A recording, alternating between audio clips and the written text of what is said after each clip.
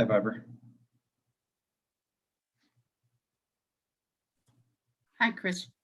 Hi. How do you blur your background like that? I don't know. I just saw it today in the virtual background options.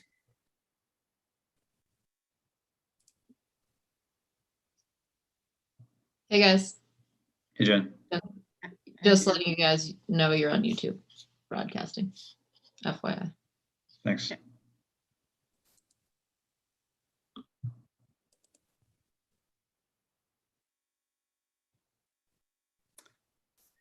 Hey, Jen, did you talk to Dan about possibly answering questions if the council had any? I have no idea what you're talking about. Maybe we can separate, unless it has to do with the council meeting today. Yes, it does have to do with the council meeting. So Dan Kettner wrote me a public comment and he said that he asked you for a link in case the council members had questions, he could answer them. What are you asking me? I'm sorry. Did you receive communication from him asking to be an attendee or a Yes, participant? he'll join. He wants to join for the ACVB, and I think he's sticking around and was going to make a public comment. Okay. All right. Thank you. Hey, Elise. Hi.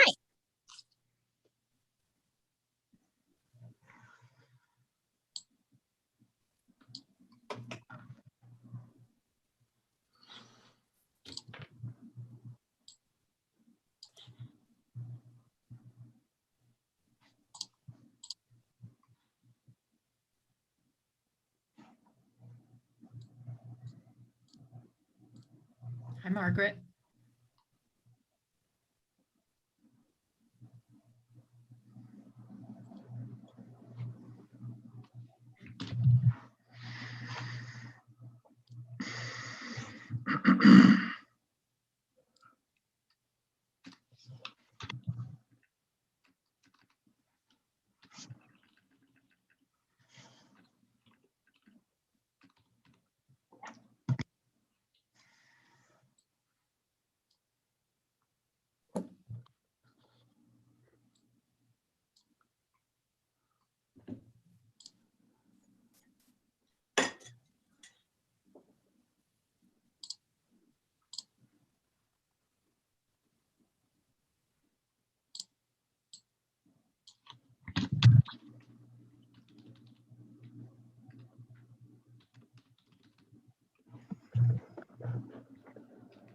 Hello, dear colleagues.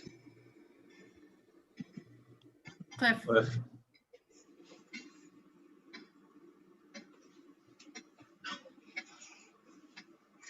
Skiing was like a really good day at Mount Baker. Warmed right up when the sun came out, it looks like. My goodness. I was about 45 minutes late to the party, but still not bad. It snowed 5 inches between 11 and noon Oh at the my Guard goodness. and at Collins. That's crazy. Oh my goodness, it was just dumping.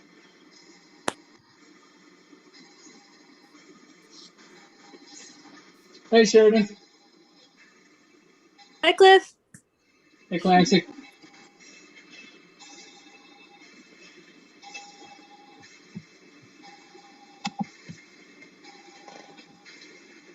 Elise, are you really in a rainforest with your cat?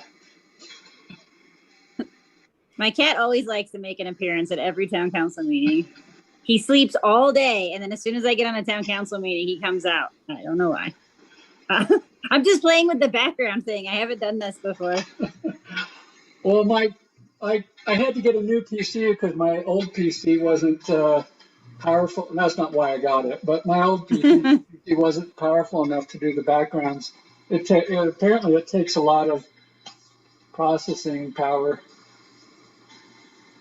Here's a Vermont one. Oh, that's nice. Looks like September.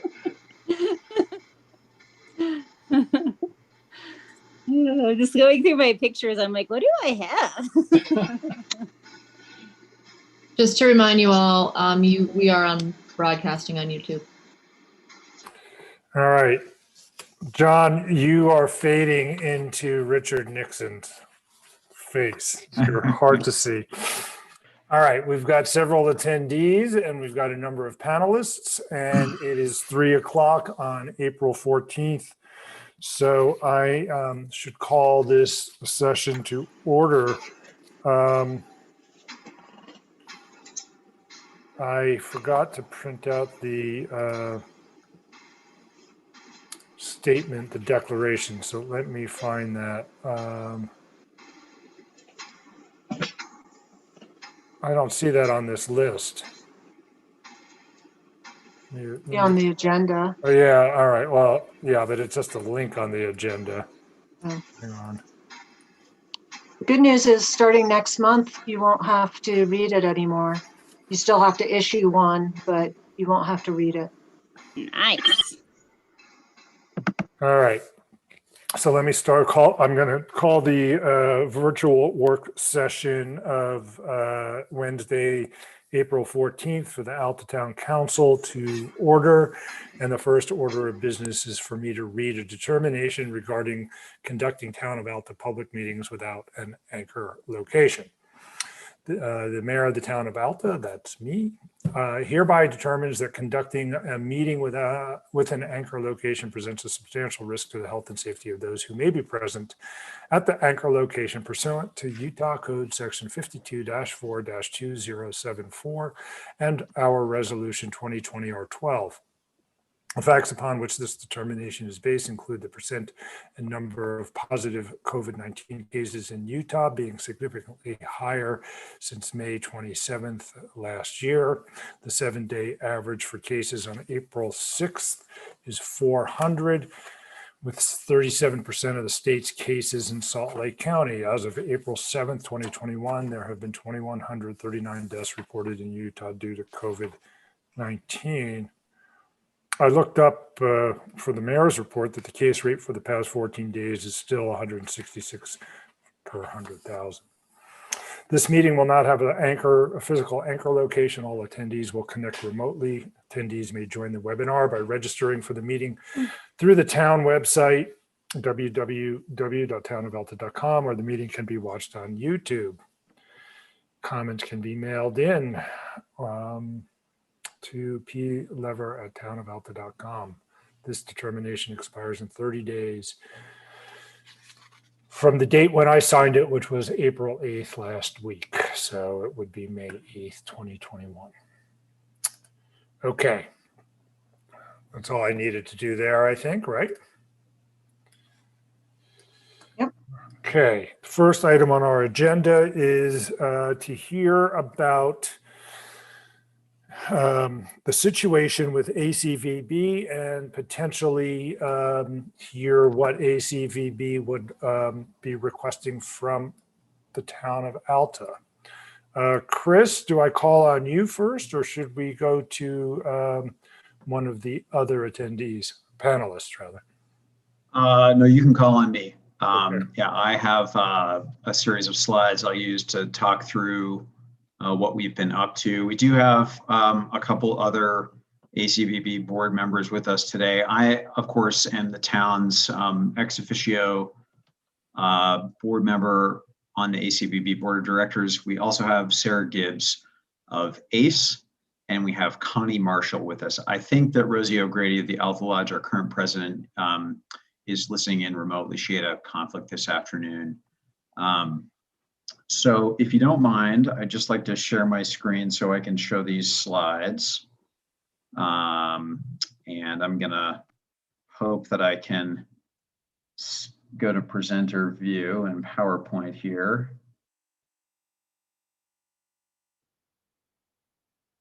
I am not sharing the right screen, just a moment.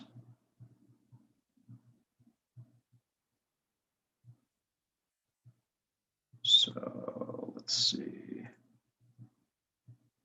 There we go. Can everybody see my screen, and does it just look like slides and not the notes and toggles and all that? Okay.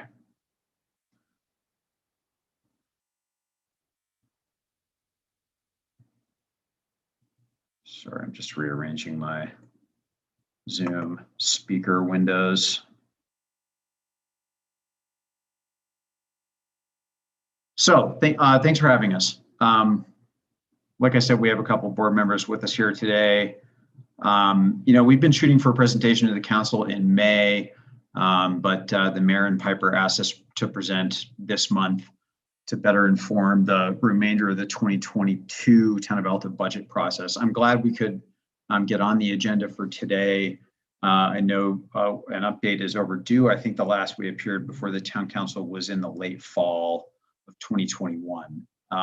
So I hope this gives you, as the town council, time to discuss our request to you if necessary. We do need to figure out, assuming the town's going to provide a contribution to ACVB next year, what the mechanism of making that contribution is going to be. In previous years, there's been a contract between the town and Alta Chamber and Visitors Bureau that's provided for a monthly contribution to the chamber. And we'll just need to decide whether that's appropriate going forward or if some other mechanism should be in place. So we're going to talk about, we'll sort of take it back to a year ago, talk about this strategic transition we've been, that's been underway over the last year. Talk a little bit about what ACVB's been up to the last year. We'll talk about our financial situation as of today, kind of our fiscal year progress to date. Clarify a 2021 funding request to the town, and then we'll talk about next year and what we'd like to request from the town to fund our program of activities for next year. So a year ago, I think 2 or 3 days before the COVID-19 pandemic really kicked into gear in terms of the ski industry, and of course Alta ski area and ski areas across the country closed down. That I believe was the 14th of March last year. Our coordinator left the position with the chamber. This was a blow to our progress, but it was also an opportunity. We've been concerned about some of the metrics associated with our marketing campaigns and our website. I'm curious about whether there was some other way to go about approaching our mission at the chamber. So with all the uncertainty that the pandemic and what was going on in the ski industry last spring, we decided to hold off from hiring a new employee right away. We spent a couple months kind of talking about, again, our mission statement. We did sort of the beginning of this strategic planning process, draft an updated mission statement to the effect of our desire not just to focus on destination marketing purely, but also to try to enhance the destination for visitors to Alta and for locals. At the outset, we thought that Alta Community Enrichment would be an effective partner for us. They've got such a clear, authentic, and effective voice in talking about Alta, and they've got a dedicated, experienced staff that hosts events and does all sorts of great stuff around town. We've got the 4 pillars of our updated strategic plan of our program activities up here on the screen. Destination marketing remains kind of a core of what we do. Community guided visitor information, that's essentially what has been in the past the chamber website. We'll talk about where we are with that now in a little bit. A program of public art and arts events. So we plan to invest ACV resources in public art and arts events. And then member services is the sort of final pillar of our new strategic plan. So like I said, marketing does remain a core of what we do at the chamber. It's most of what we have been up to over the past 10 months. It's been, I guess, since the fiscal year began. ACE did build pages for ACVB members on altacommunity.org. ACE has a new website with a new web address. We are still planning to decommission discoveralta.com at the end of the current ski season. We did go ahead and decommission the Discover Alta Facebook and Instagram accounts, and ACE has been leading some really great social media campaigns, kind of focusing on telling Alta stories, using a couple key Alta Chamber Visitors Bureau hashtags, Discover Alta, Humans of Alta.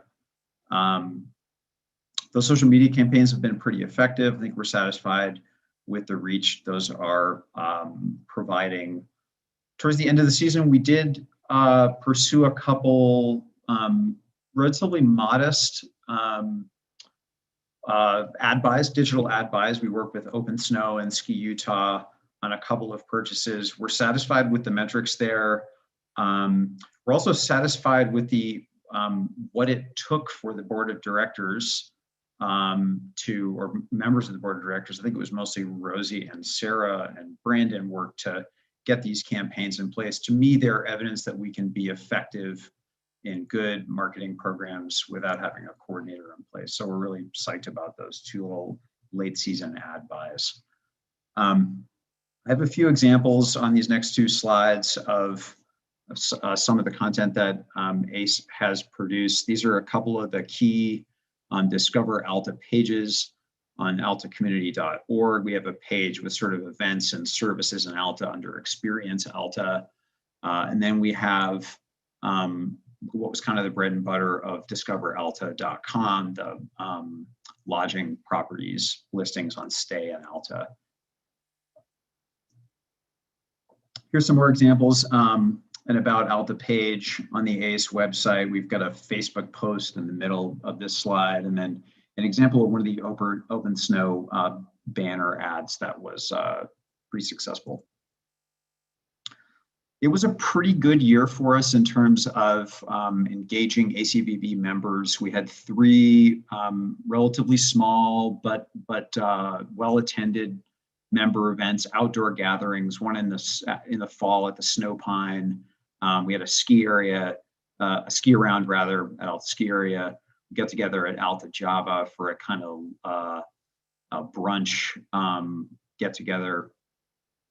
I want to give credit to my colleagues on the board, especially Rosie, for all the great member engagement we had this year.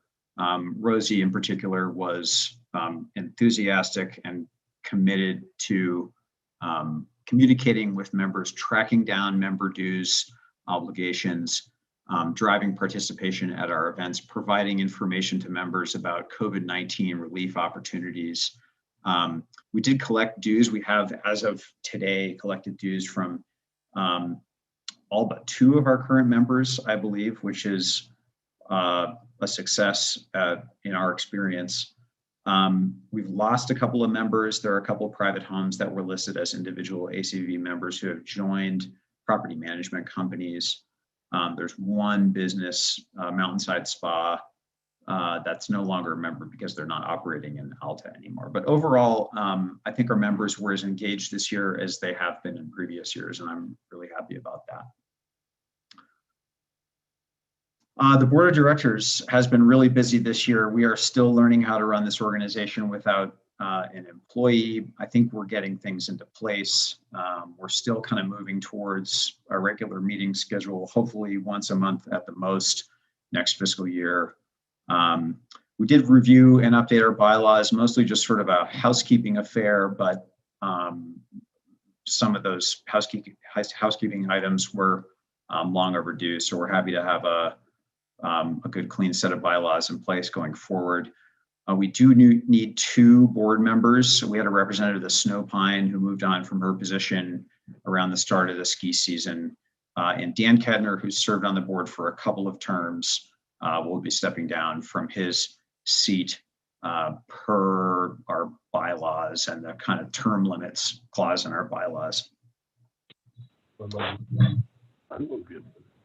So our year-to-date financials, like I described, we've taken in nearly all the $20,000 in member dues we budgeted, roughly $20,000 in member dues we budgeted to receive this year. This is pretty strong. We haven't received any contribution from the town of Alta yet in fiscal year 21. I have the sort of major expense categories from our balance sheet on the screen before you here. I can talk, and some of my colleagues on the call here can talk a little bit more about these if you're interested.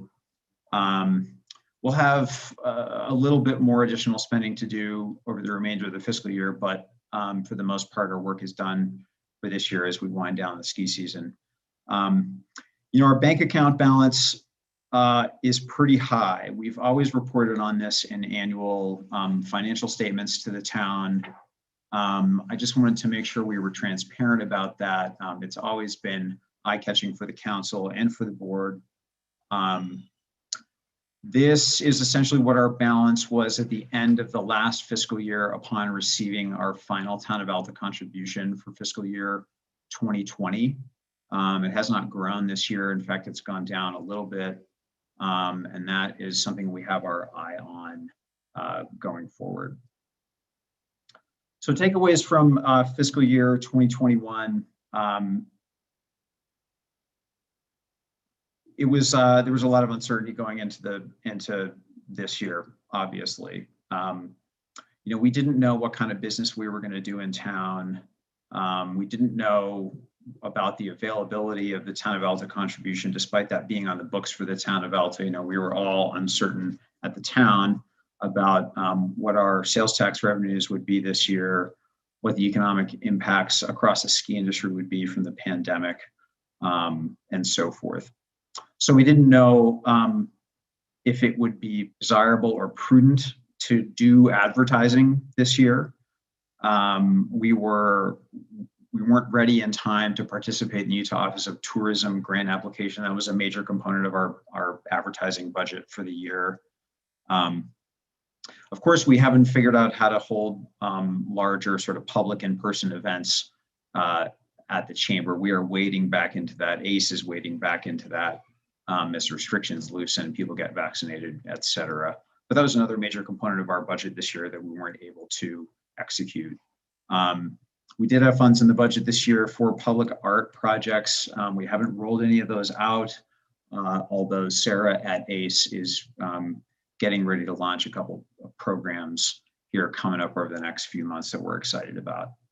I do think we are well positioned for 2022. We've learned some lessons, and given the effect that the pandemic had on our operations and operations for everyone in Alta, and hopefully the trends when it comes to COVID-19 improving, I feel good about being ready to roll out some of the programs we've envisioned over the last year.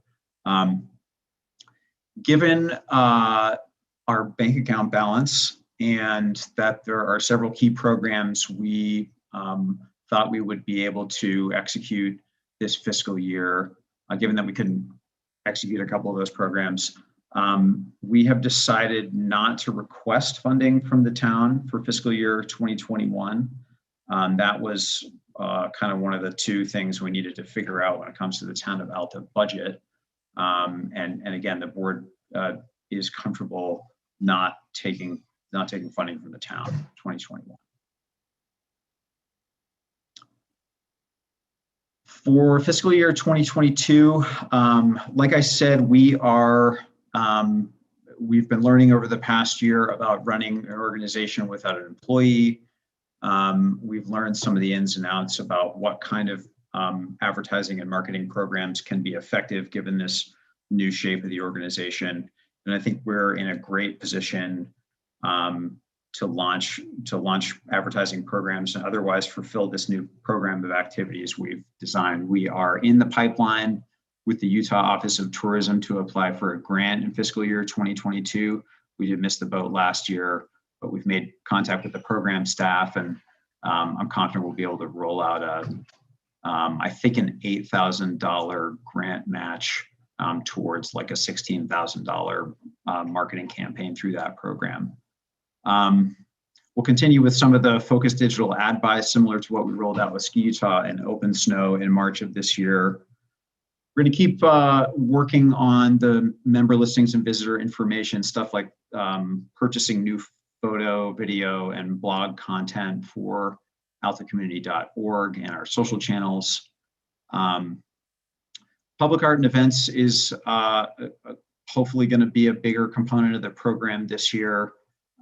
Sarah and I have put a fair amount of work into understanding the feasibility of some project ideas. We have things like murals around town. We made contact with UTA about installing art at the bus shelters.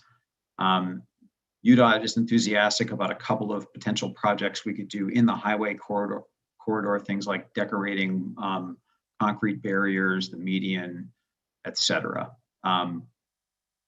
Sarah is getting ready to roll out an artist in residence program. We're really excited about that.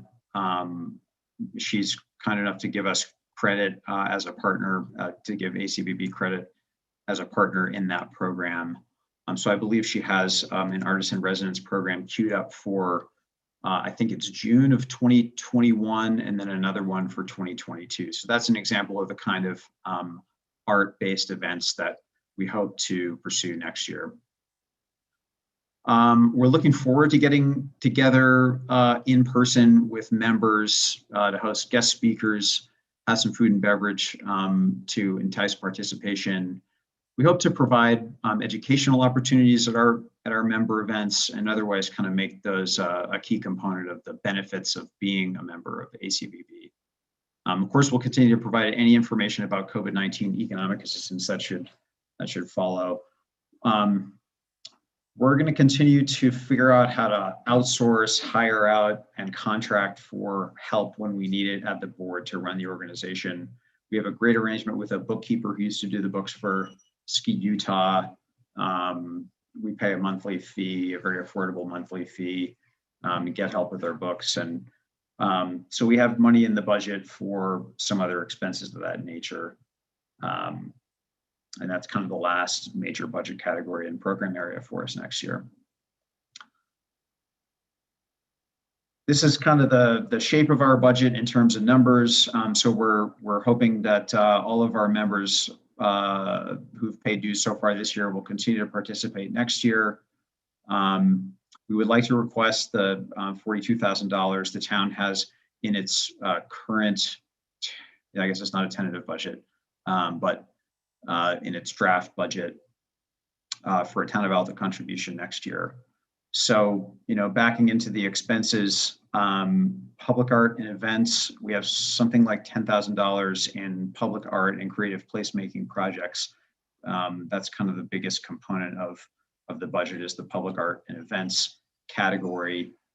Destination marketing, again, that's going to be primarily the Utah Office of Tourism matching contribution and a couple digital ad buys. $12,000 is going to go to new photo and video content and kind of updates to althacommunity.org member listings, social boost, things like that.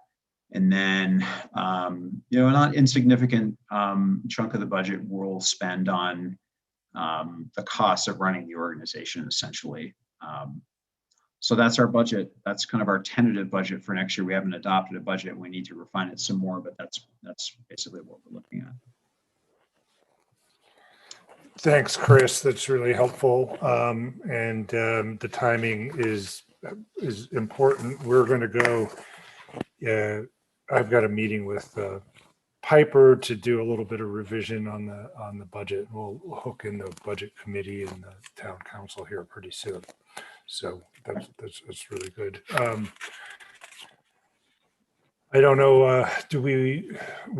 We've used the allocated time plus a couple of minutes. Is there? But I want to make sure. I thank Sarah and Connie and Rosie, and I thought I saw Dan here for a little bit.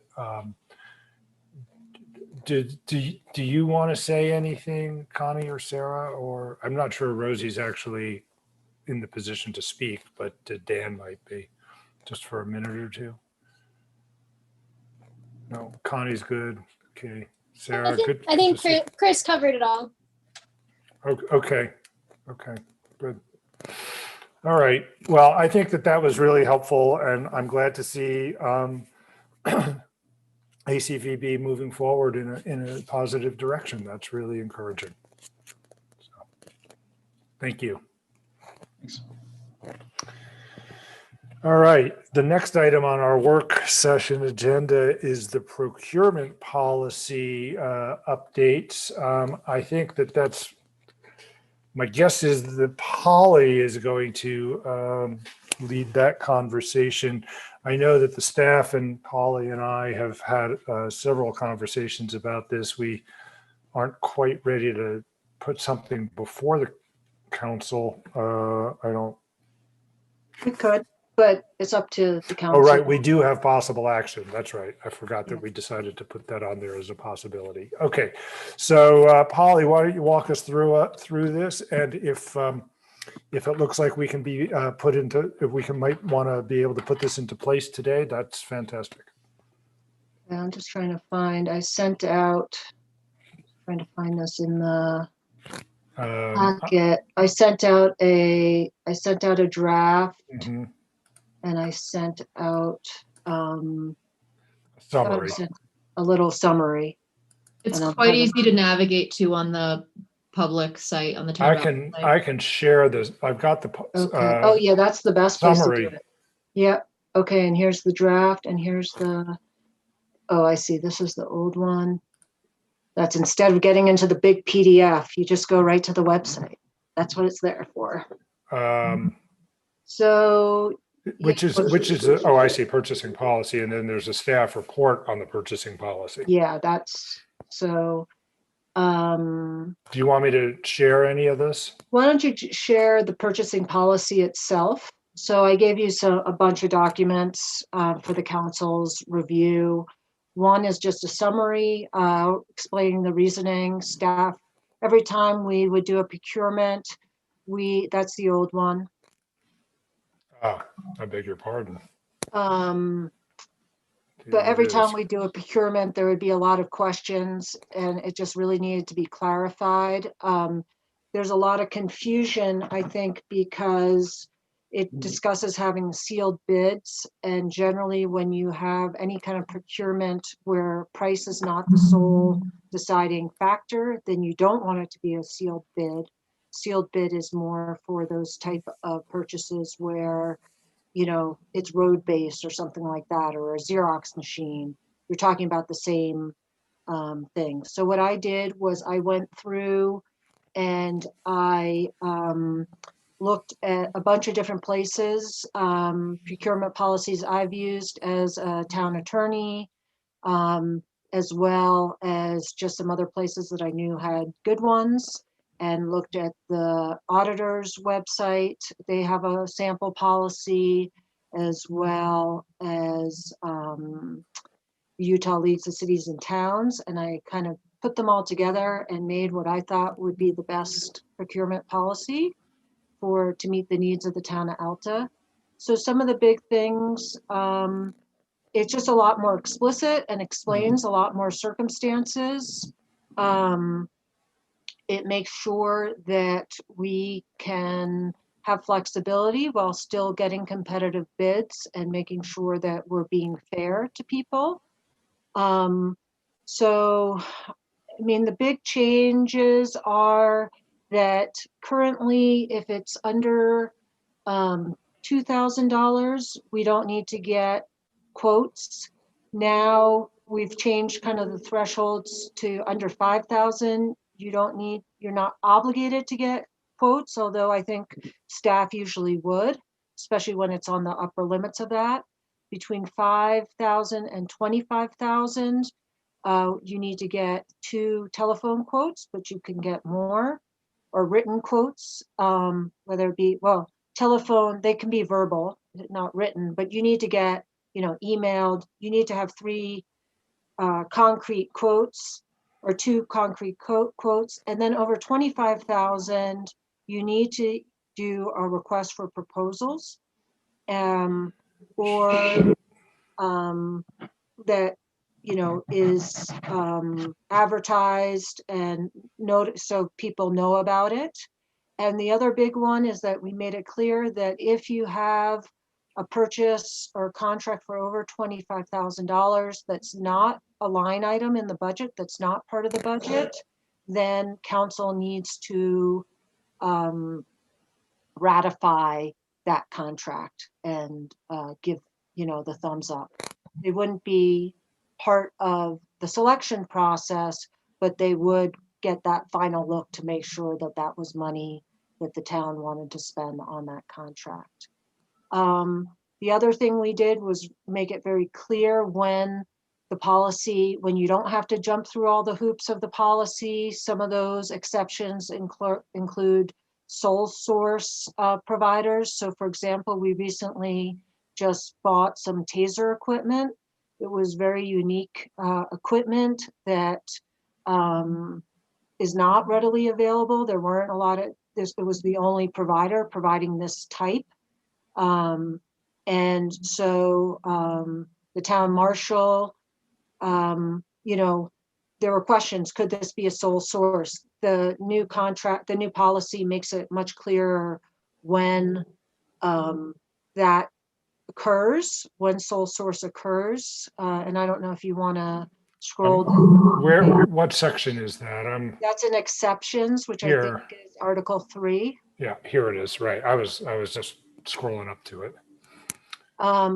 But the other thing we're doing is we are memorializing it so that whoever's doing the purchase would have to write a letter to the file so that it was clear why that determination was made. And you're required to make kind of a good faith effort to make sure that you couldn't find something else similar that would also meet your needs, but sometimes there are just sole source. The other thing that this does, the policy does, is appoint the town clerk as the procurement agent. So you have one person who's kind of in charge of all procurement, who's heading it all. She has the ability to delegate to other people. So for example, if town marshal needs to buy certain things, she can delegate to him or somebody in his office to do that, but she's kind of the mastermind behind everything. Likewise, if there's an appeal, maybe she would delegate that action to the town administrator, but we want to have one centralized person kind of in control of all procurement in the town. And then also a kind of funny thing is with so that's the other important thing before I go to competitive bids is to remember that the purchasing agent always has the discretion to require a procurement to be more strict in terms of its regulations. So let's say that there was a procurement for some item that was under $5,000, but she felt that it would be in the best interest of the town to do a request for proposals. She could mandate that happen. So it gives us flexibility, but it also allows for the ability for there to be more rigor in the purchasing methodology. For sealed bids or kind of those blind bids that you have, that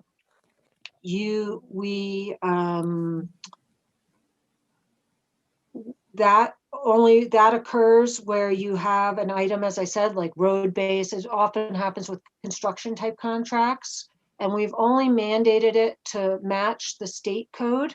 And there's a lot of confusion with those numbers because it's from 2003 are the numbers where those thresholds are, but that is because state code, and that would be up, I think it's Article 4, state code, there it is. So mandatory sealed bids. Those are 2003 numbers because that's what's in the state code. So they get recalculated every year based on, I don't know, interest and cost of living increases and whatever. But the idea is we're going to comply with state code, of course, and there are suggestions of when sealed bids can be used, but they're only mandated when state code mandates them. Here's the 2003. The sealed bids can be very intensive for staff. And it does require it to be an in-person opening for a sealed bid. I actually forgot to change. We should probably give the alternative that it can be done over Zoom so that it can be done, in person if need be, but over a computer. But the idea is that you have no idea what the competitors are offering, and that you're going to just get the lowest bid.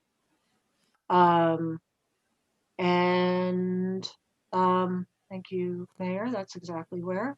And I'll just leave it open. I mean, this was really a request from staff and myself. I just found the old procurement policy was from 2011 and hadn't been updated and was difficult to follow and understand. So tried to walk through and use kind of industry standards, other municipalities, what they do to craft this one. And so. Thanks. Thank you, Paula. Let me ask you this question. Under the status quo, the mayor has a different role than under this document. And so I think it's probably worth highlighting for the town council, what is the role of the elected officials if we pass this? As I understand it, mostly it's in the budgeting process, or if an item is being procured that is not in the budget, then of a certain magnitude, then the town council would be asked to weigh in specifically. Am I understanding that correctly?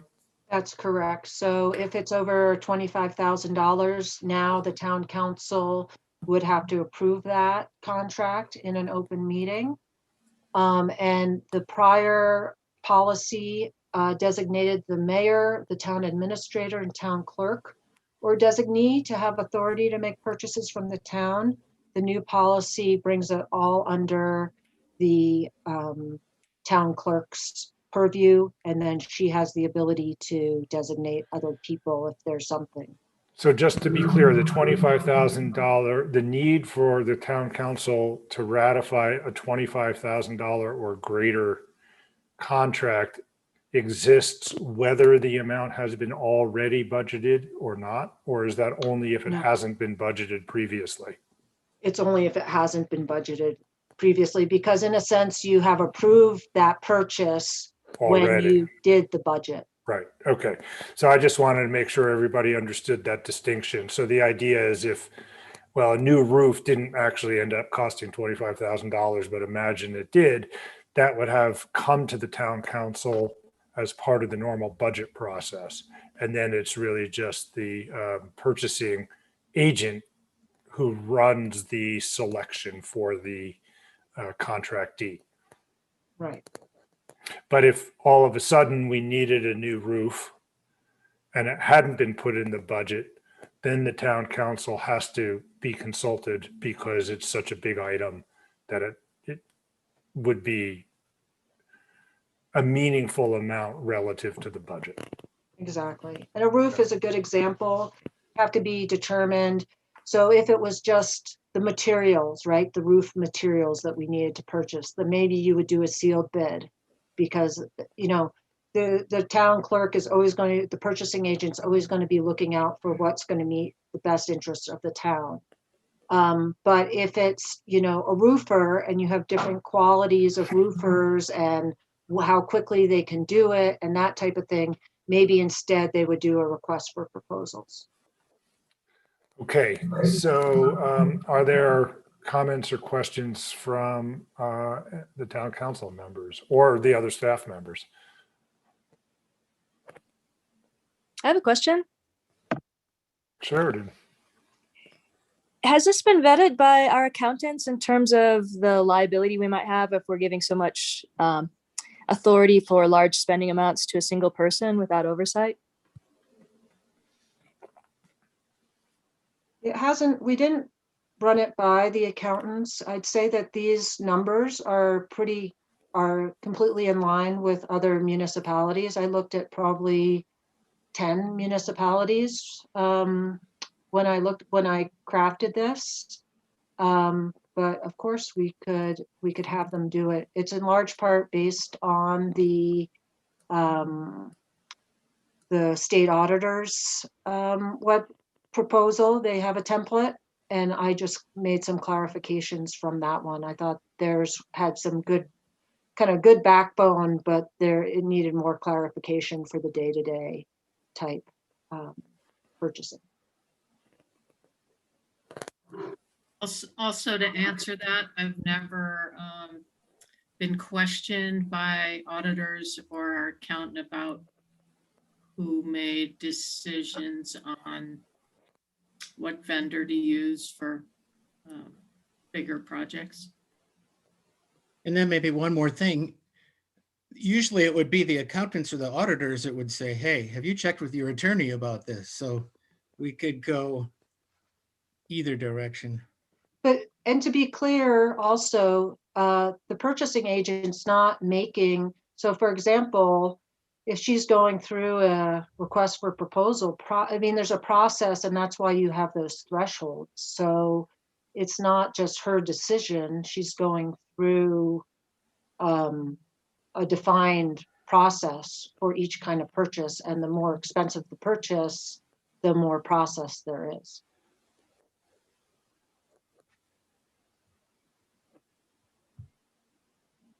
I had a couple of questions as well. One was the idea that was just raised, or that Polly, you pointed out, that the clerk would of course look to the best interest of the town. Is that actually spelled out? I mean, I know that the language is that when cost is not the major factor, but it seems to me as a public entity, cost typically is a major factor because we're using the public funds. Of course, the single source is different, and emergency and so on and so forth. So I wanted to make sure that we, if we're codifying something, that we have that in there, that is a duty that the purchasing agent has to ensure use of the public funds wisely.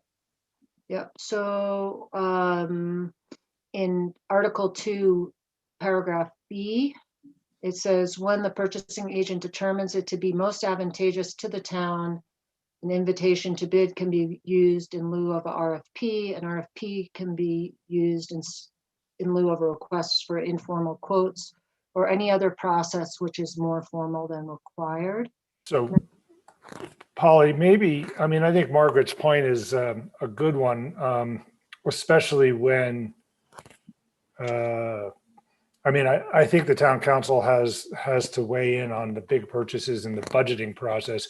But what if we added a sentence in this A that said that, that the town clerk is hereby appointed and designated as a purchasing agent, and somewhere in here they're responsible, that agent's responsible to make procurements, solicit bids, make written determinations for the town with the town's best interest as the primary, as in consideration of the town's primary best interest or best interest.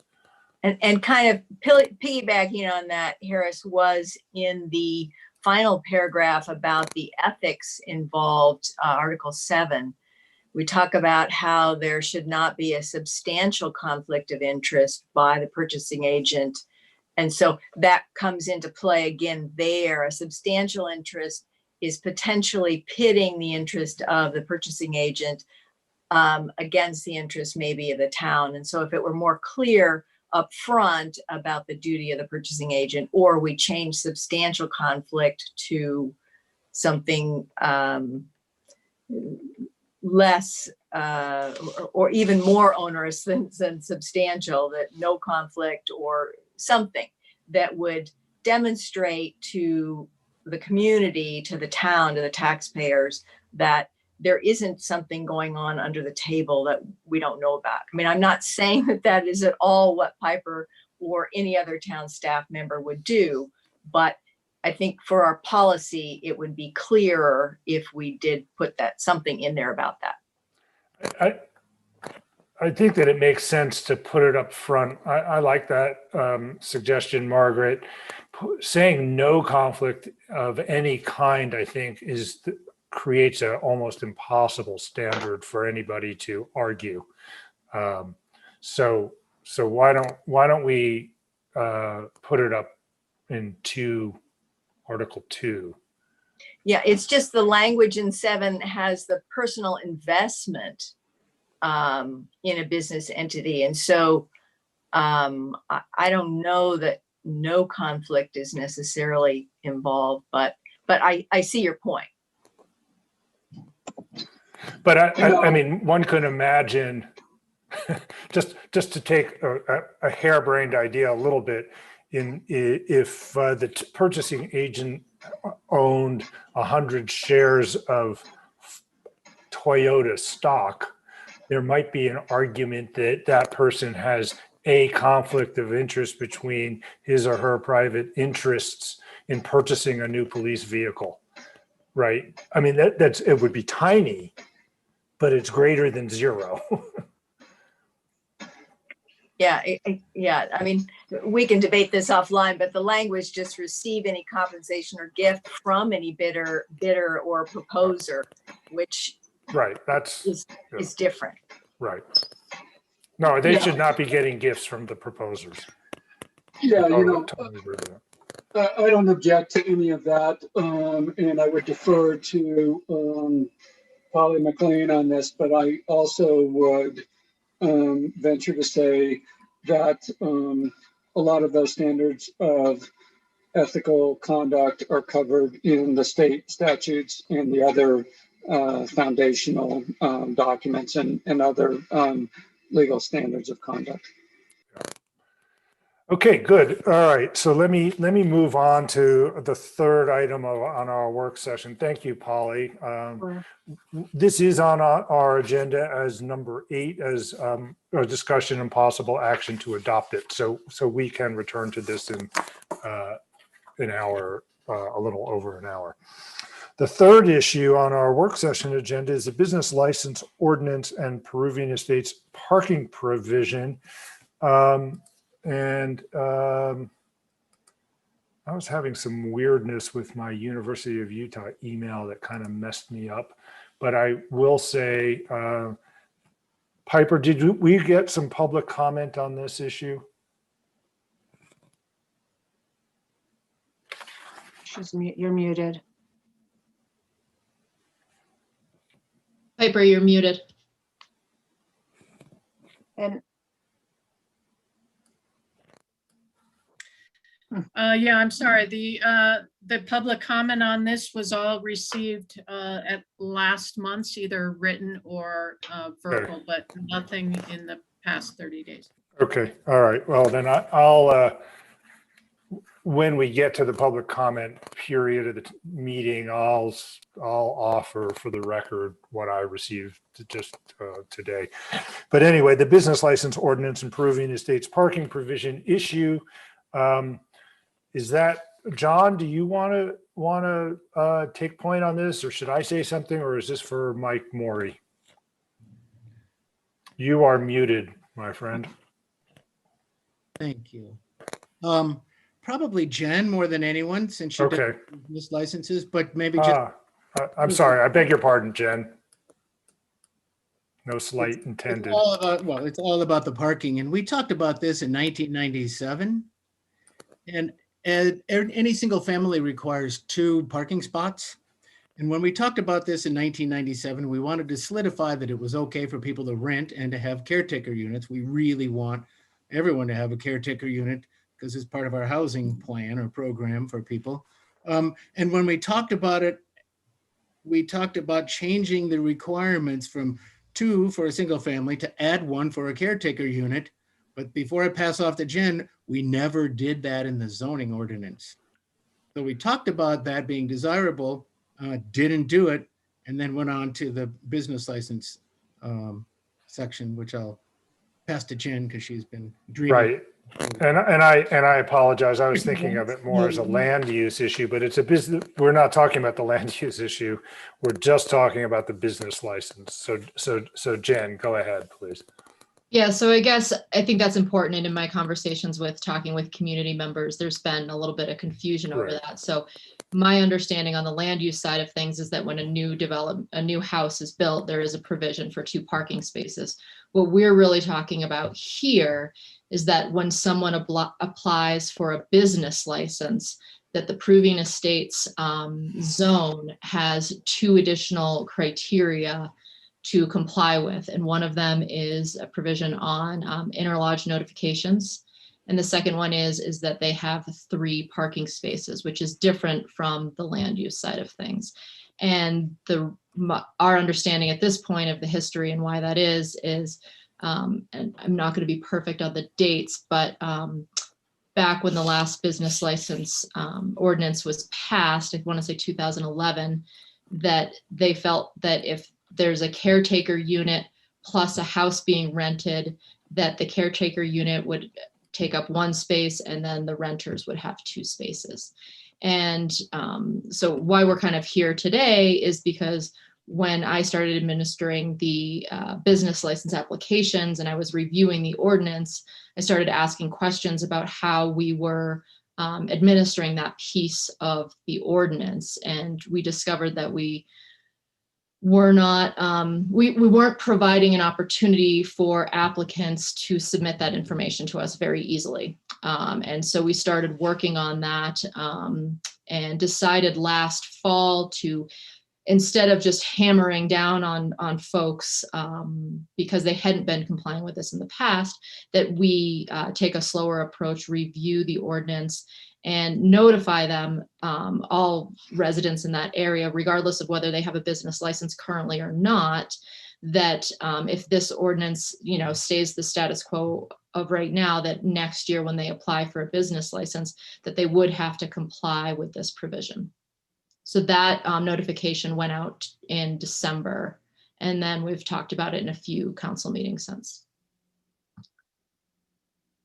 Right, and that notification got a fair amount of attention from some of the people who would be affected. It did, yes, yeah. And so I don't know if maybe I'll pass it to Polly, but so to prepare for this meeting, Polly did some work to draft ordinance revision.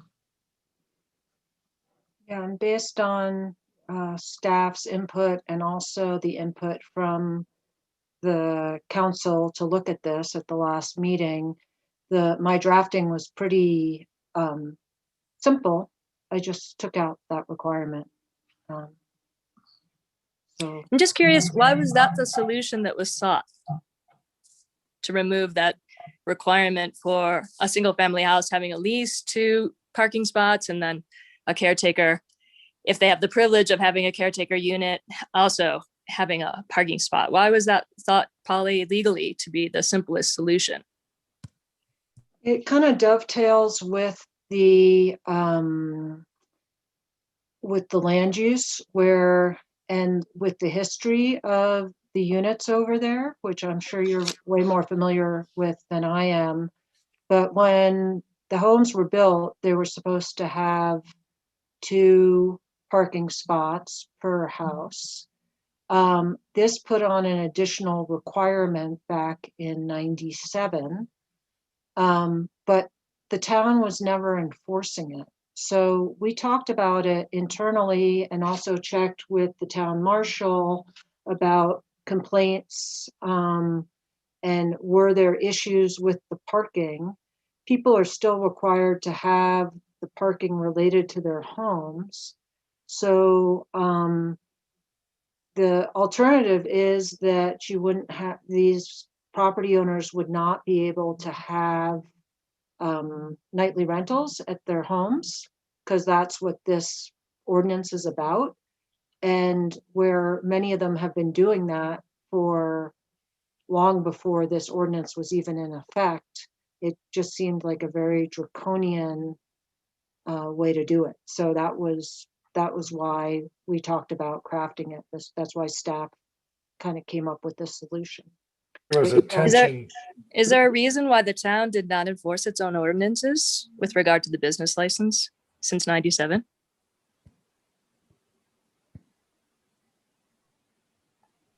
I don't know that there's anybody in this meeting who would be able to answer that question. But- Only maybe hypothetically, I mean, because, I mean, at the beginning of time, it was me doing the land use and Kate doing the business licenses. And they didn't always connect well. So I guess the simplest way to say it was just an oversight.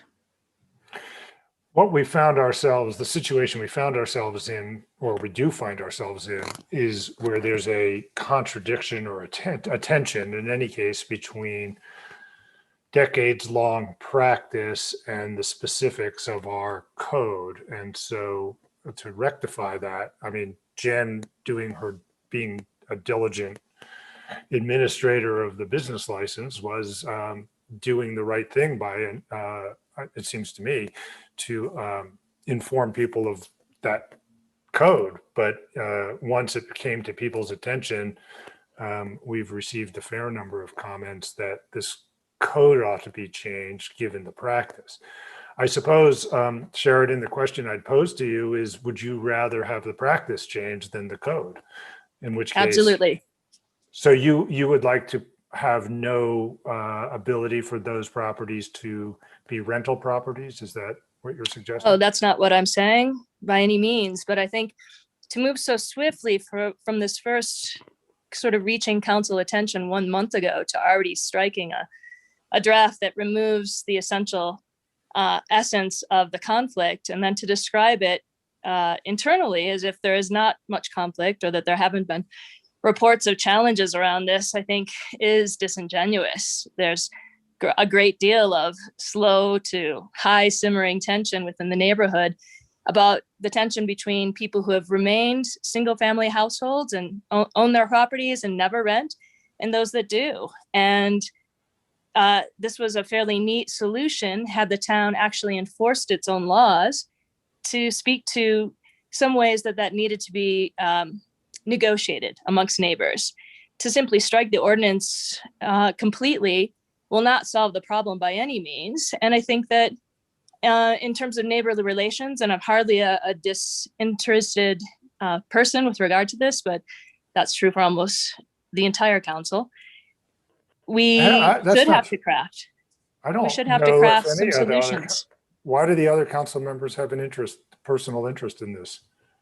Because you yourself, Paris, are good friends with some of the people that live in the Peruvian estate neighborhoods, as is Cliff, as is Elise, I'm guessing, and Margaret. We all have relationships with people in town who have income streams that might be related to rentals in that neighborhood. So Utah just requires us, in terms of conflict of interest, to state what those are.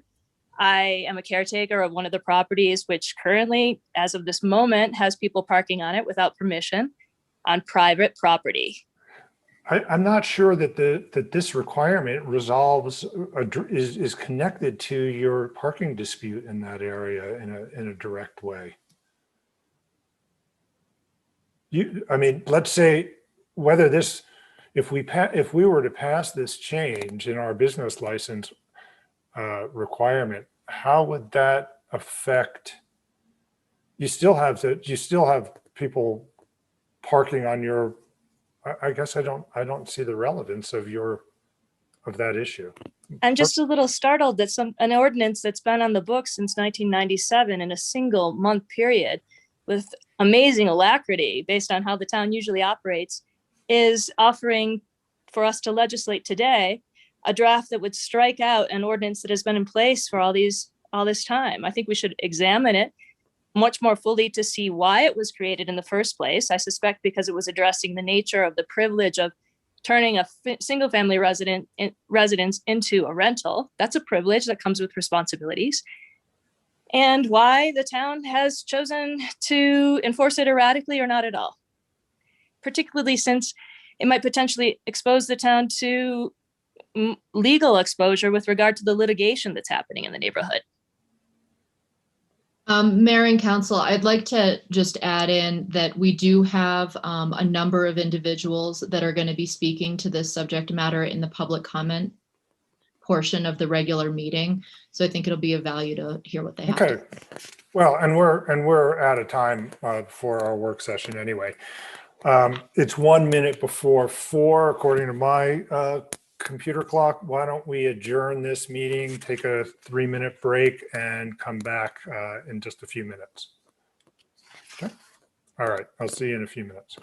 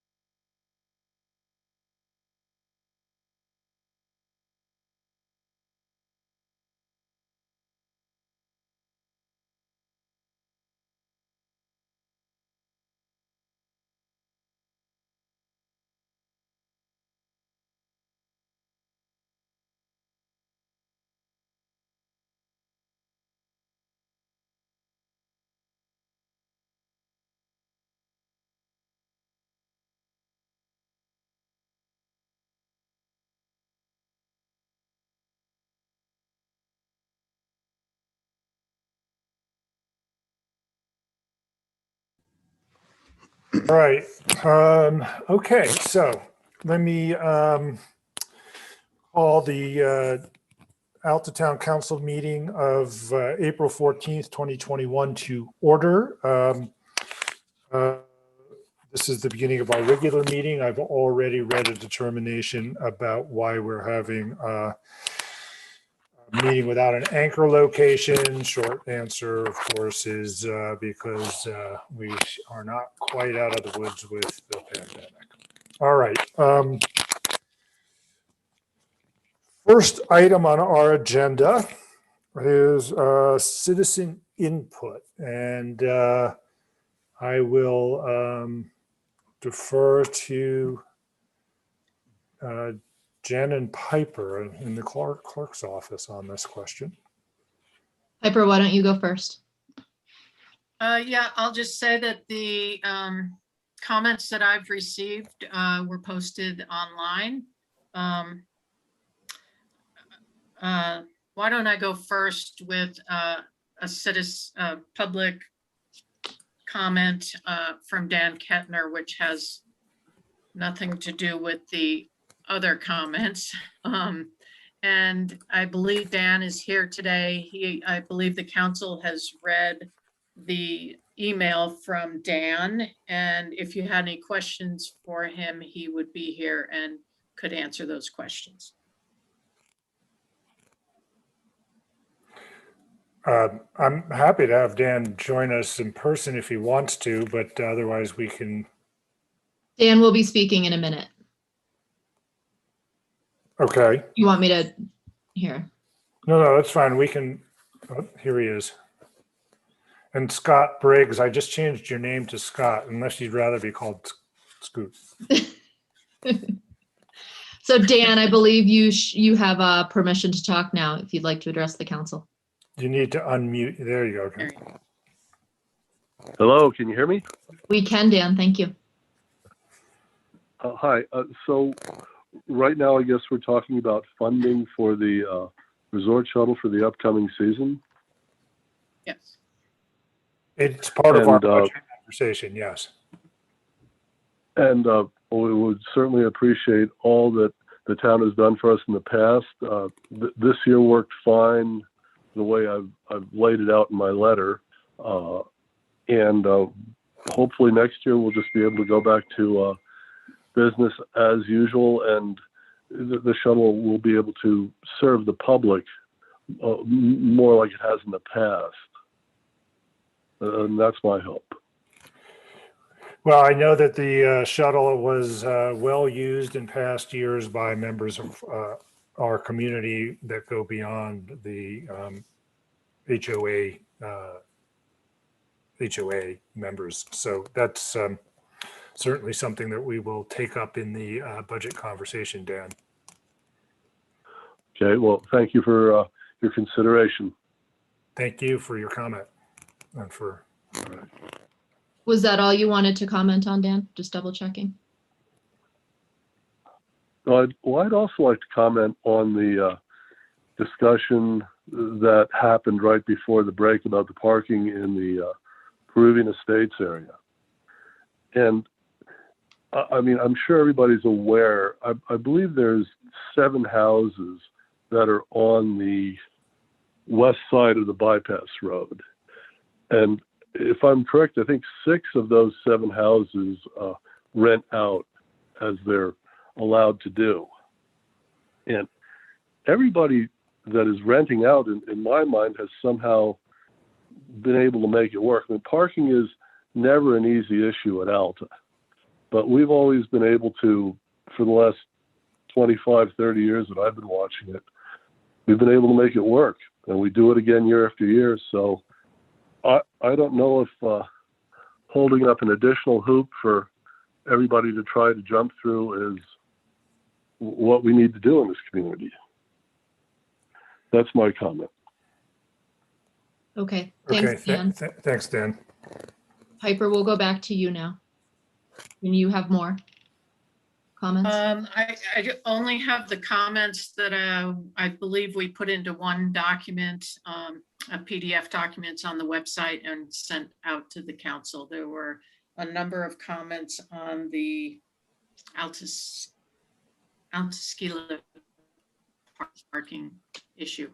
I think there were 6 or 8 emails that I included, and so the council and the public have had a chance to see those.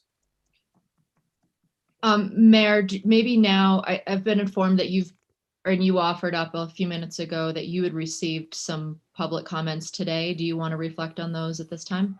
I received one public comment about this issue of the Peruvian Estates parking and the business license requirement from Karen Travis. This went to the whole town council, so the town council has seen this. Just a quick note to let you know that the 21002 draft of our Peruvian Estates business license requirement is what is needed. Please pass this updated version, which basically states what we've been doing for the past 35 plus years.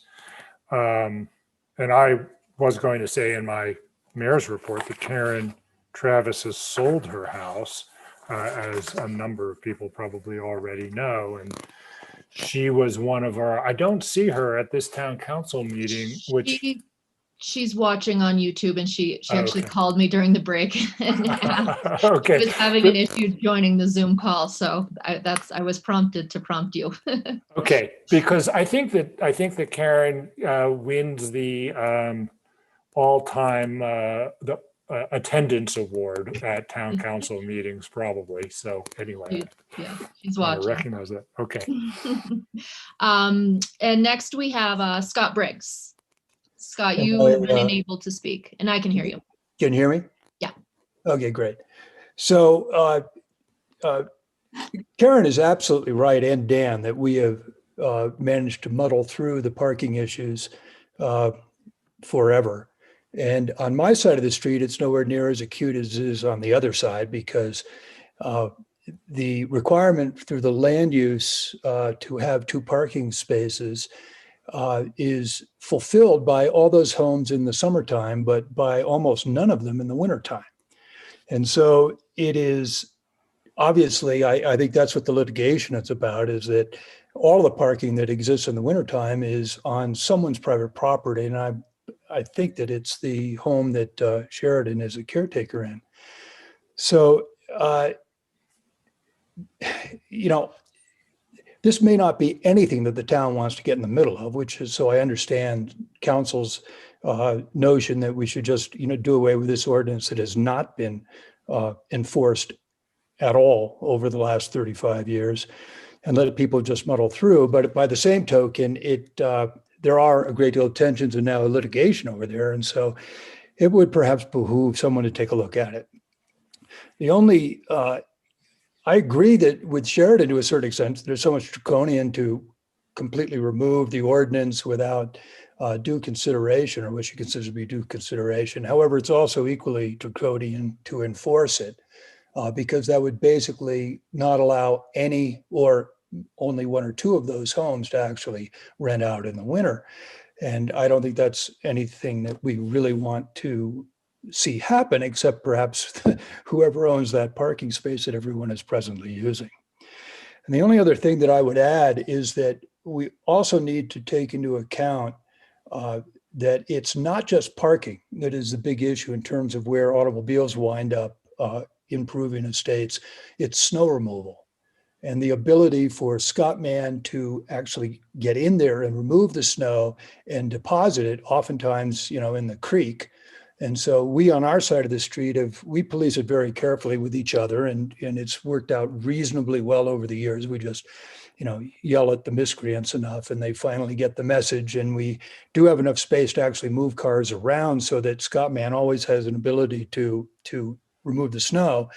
But that is certainly not always the case over across the street. And so I do think that needs to be paid some attention to as well. And that's all I have to say on the subject. Okay, thanks, Scott. And next we have Mac Brighton. Mac, oh, I actually just did that, not the way I meant to. Give me 1 second here.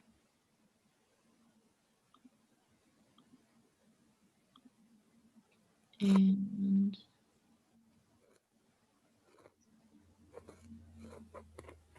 I did see him, but now I know, now he's I'm trying to back. be Yep. consistent. Okay.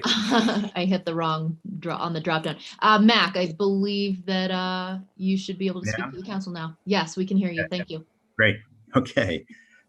Mac Brighton, I'm a homeowner in the Peruvian Estates zone. We're strongly opposed to the proposed change to the parking requirements to obtain a business license in the Peruvian Estates zone. It seems strange to us that the council is trying to slam dunk this change to 0 parking spaces required and not at least follow the staff's recommendation of reducing it from 3 to 2 spaces.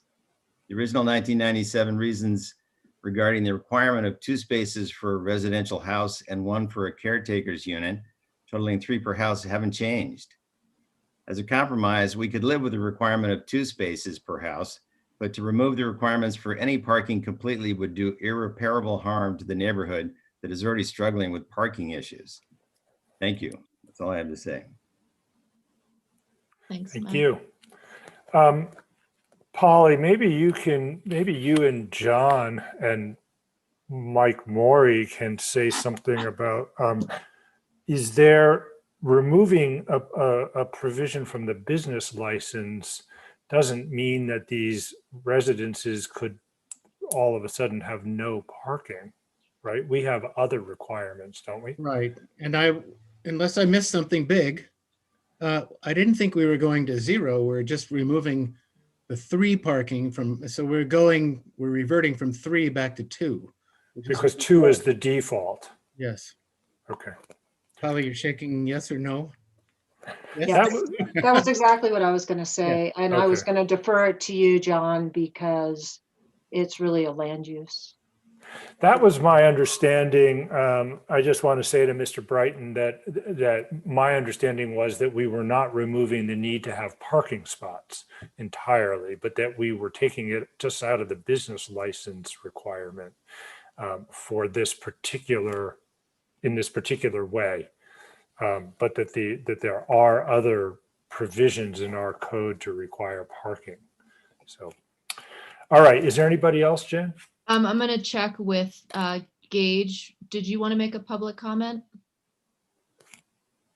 I'm good. Thanks for having me, though. I'm just sort of following along. I appreciate you letting me listen. Okay, thank Okay. you. Good to have you here, Gage. Thank you. And Okay. everybody else. Yep, we've That's got. it. Is that it? Okay. All right. Thank you. The next item on our agenda is to hear from Mike Maughan with an Alta ski area update.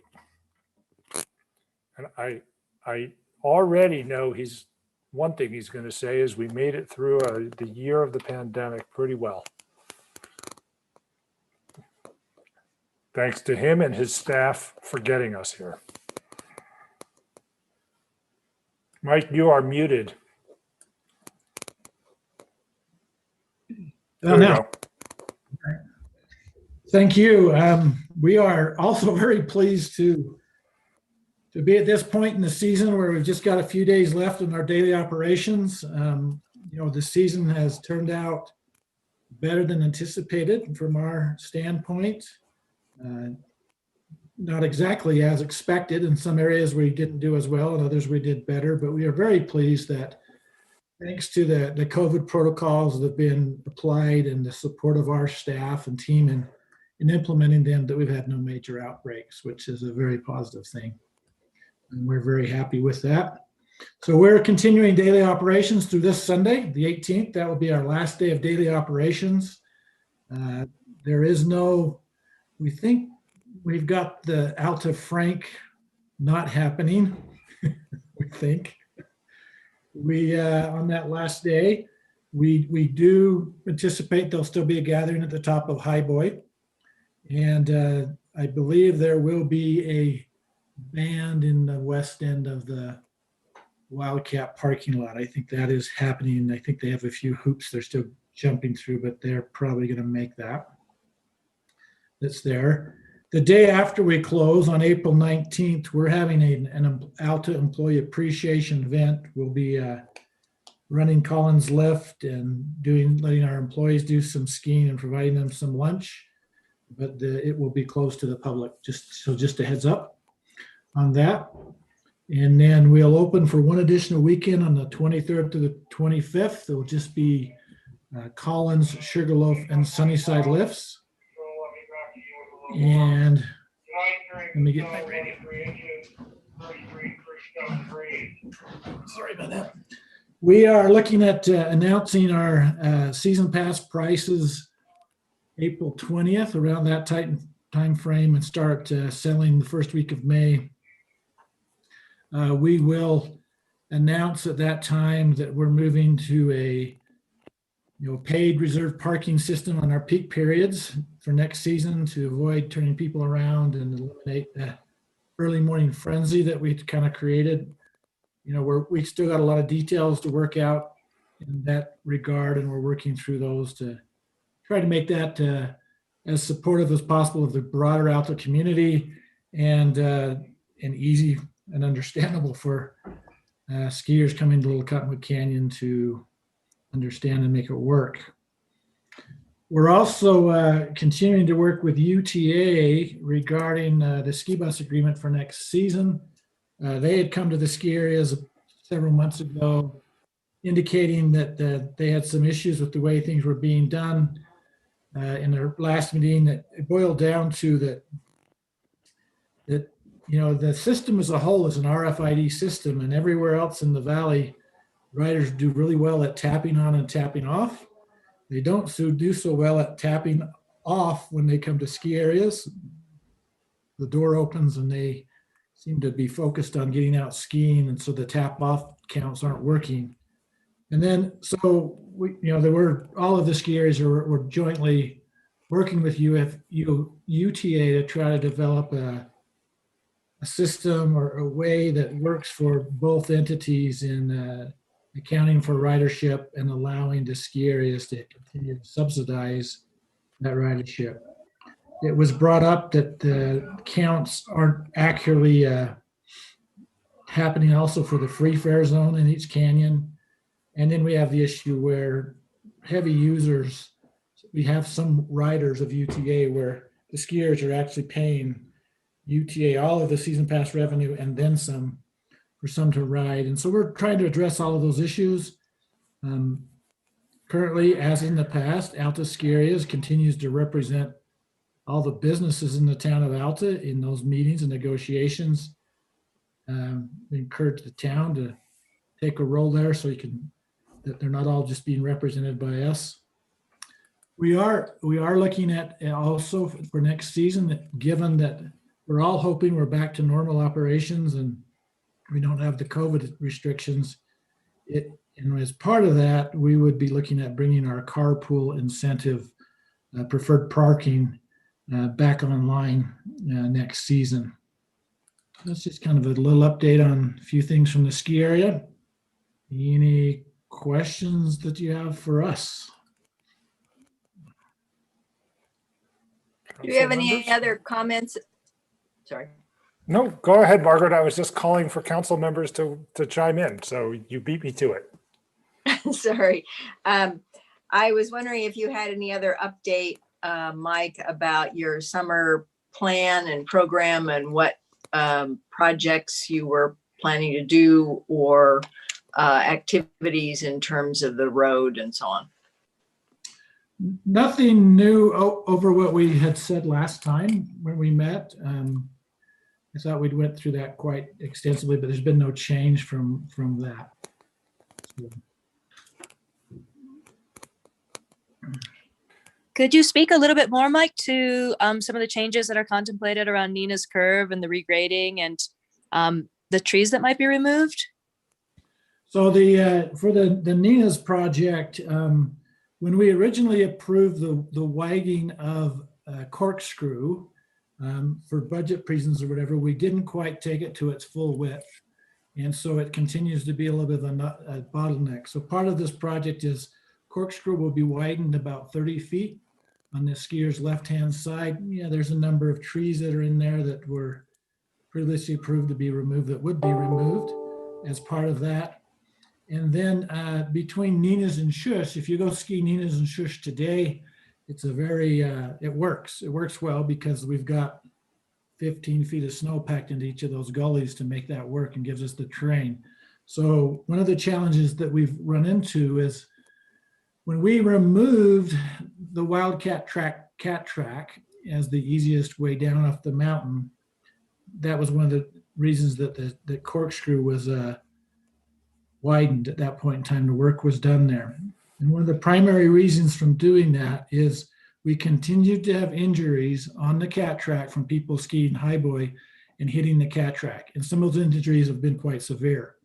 We've had no injuries since we've eliminated that in that area, but we have feedback from skiers that are terrified in skiing Corkscrew.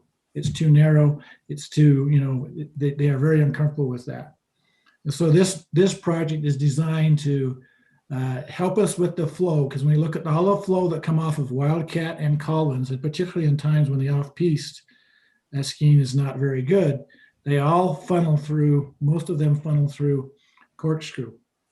And so by taking Nina's and Shush and doing some terrain work to make it more like it is at this time of year and take out the little hump in between, it provides us with a more of a easier way for us to kind of spread out the flow coming off the mountain, and an area that will be similar when it's done. It will be similar in size and pitch to Low Rustler when it was groomed. That's kind of how it will look and have as far as terrain that's available, which will enable us to kind of have a better flow and allow people to be spread out as they come off the mountain. So that's kind of what that project is. Mike, I've got a question for you. You said that the season passes will go on sale next week. What is the any change in your approach to the Icon Pass for the 21-22 season? We are in the Icon Pass agreement. We have one more year on the current agreement, which is the 2021 season. We will be evaluating that and enter into negotiations or determine where we go in the future late summer in the fall. We had actually asked Icon in January. We tripped a little clause in our agreement with Icon that said we were busier than we were comfortable with, and we had asked Icon at that point in time to move out off of the Icon base and onto only so that we were off the base. We also asked to allow us to black out weekends for the Icon Pass holders. We were denied by Icon to do that. So we let them know that they would be points that we would be looking at very closely if we are to stay involved with them into the future. Okay, thanks. So status quo 21-22, but likely changes subsequently. The change will be probably as we move towards this paid reserve parking on our peak periods. We're looking at Icon Pass holders will not have the capability to make a complimentary reservation. They'll have to pay for parking. That may have an impact on reducing some of them from coming. And then the other question, I guess I'd be interested to hear you talk about in this context is you and I have talked about snowmaking, some changes in Supreme. Are you going to be doing any snowmaking work this summer in Supreme, or just do the GazX and the Wiesen Towers up on East Castle, I guess it is? This summer we'll just be doing the Wiesen Towers and some snow fencing on Supreme. That's right. For the water, we need to it doesn't do me any good to do snowmaking improvements in Supreme if I don't have the water out, to do the snowmaking. And so I need to work with, first this summer, our goal is to work with Salt Lake City Water to get our water contracts updated so that we have the water that would justify us doing the snowmaking improvements. All right, well, let me know how I can be useful. You bet. Okay. All right, thank you. Doesn't look like there's anybody else who wants to pose a comment or a question to Mike. Okay. All right, the next item on our agenda is UFA, Chief Ferguson.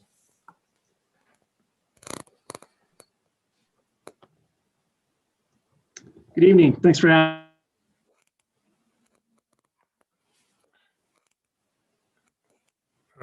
Just lost Jay. And when we had him, he didn't have a camera and he was a little bit distorted. I might have brought him back. Let's see. I see Mount Superior. Way back, Now, there we go. Now I see the chief. All right, thanks for having me. I always like to start out with a little bit of a COVID update. We are doing well. Most of our employees have elected to receive the vaccination. We're at about 90% of our employees who have gotten vaccinated or have chosen to get vaccinated. We had a really good streak. We've only had one person that has tested positive since the first of the year. With the change in mask guidelines for the state, we are not changing any of our guidelines with how we respond on calls. We are always going to wear masks when we respond on medical calls for the foreseeable future. We are allowing our personnel to go without wearing masks if they're in the station with other personnel who have been vaccinated. So if there are people, if it's a mix of people, then we are asking them to continue with mask wearing. And then when we're out in public places, we're also asking our personnel to continue with mask wearing. Our recruits, 33 recruits, are now 10 weeks into their 16-week training camp. So we're looking forward to them finishing up the end of May. We promoted 5 new captains the end of March, and you do have one of those new captains working at Station 113 on our A platoon. He's filling in for one of our captains that was injured, excuse me, and who has been on industrial leave for the last several months, and so he will be there for the foreseeable future. So it's nice to have some continuity there instead of having replacement captains there every week. So he's excited to be there and should be there for the next several months in that spot. As far as call volume for the town of Alta in Q1, we've had a total of 44 calls for January, February, and March. 36 of those were medical calls, 4 were fire calls, and 4 were good intent calls. Pretty evenly spaced out between the months, 16 in January, 14 in February, and 14 in March. We did have an EMS, Little Cottonwood Canyon EMS partnership meeting at Station 113 on the 18th of March. And that's where we got all EMS partners together. So both clinics in the Canyon, the Alta Clinic, the Snowbird Clinic, as well as representatives from both ski patrols, the Alta Ski Patrol and the Snowbird Ski Patrol, just to talk about how things are going since emergency medical calls are the majority of what we do in the Canyon. We wanted to make sure that what we were doing was working for all of those partners and talk about if there were any changes we needed to make and make sure that everyone's needs were being addressed and that we were still addressing the need to have emergency services covered in general for Alta and the rest of the Canyon. I think it was a successful meeting. We came out with some things to work on and some adjustments we're making, and we will continue to meet as a group. At the end of the season, I would like to bring some of those people back together to see how the season went in general, and then schedule another meeting early on prior to the season beginning next year, so that right around the time the patrols do all of their refresher to make sure that we have a good plan in place for the next season. That's it for me. Any questions for us? Chief, did you, in those 4 fire calls, were the nature of those serious, or did you end up putting out fires, or? No, not to my knowledge. And those are all classified as a fire call. If it's an alarm, smell of smoke, any of those types of things, that's what would be coded a fire call. So even if it's not a real fire, it would still be dispatched as a fire call. So I would have been alerted if there were any actual fires, and I have not. Yeah, I hadn't heard of any real fires either, but I just wanted to check in. Okay, any questions for Jay from anybody? Okay, just one thing I'll say, Jay, is it's true that most of what you do is EMS, not just in our canyon, but throughout the service area. Is that correct? Yeah, definitely. I mean, the percentages are different depending on what the makeup, the demographics of the particular area are. If it's an industrial area or if it's a residential area, but overall, it's safe to say that 80 to 90% of what we do is related to medical. One other thing I'll say is I was going to say this in my mayor's report. I'll foreshadow it by just saying I've watched a fair amount of the Derek Chauvin trial that's going on in Minneapolis, and I was really struck by the off-duty firefighters' interaction with the police, where they didn't really believe that she was a firefighter or a EMT. I presume that you carry identification even when you're not in uniform or when you're off duty that identifies you as a firefighter or a paramedic or whatever your classification would be, right?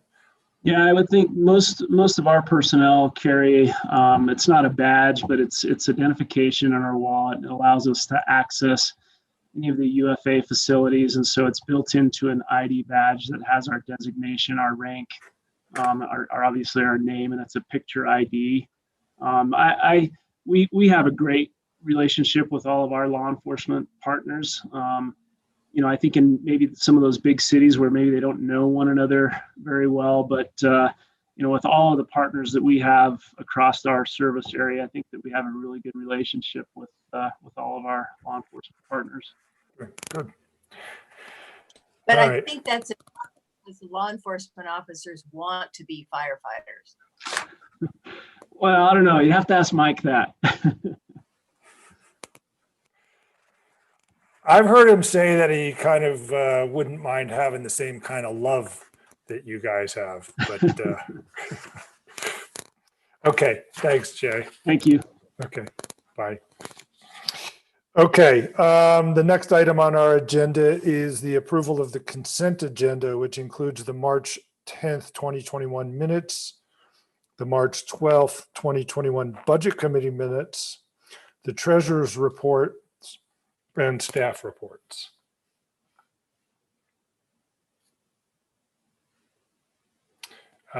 Is there a motion to approve the consent agenda? So moved. Second. Okay, any discussion on this item? I had some questions, but maybe they go in a departmental report instead of now. Okay, well, that's the next item on the agenda. All right, Cliff, did you want to say something? No, I'm good, thanks.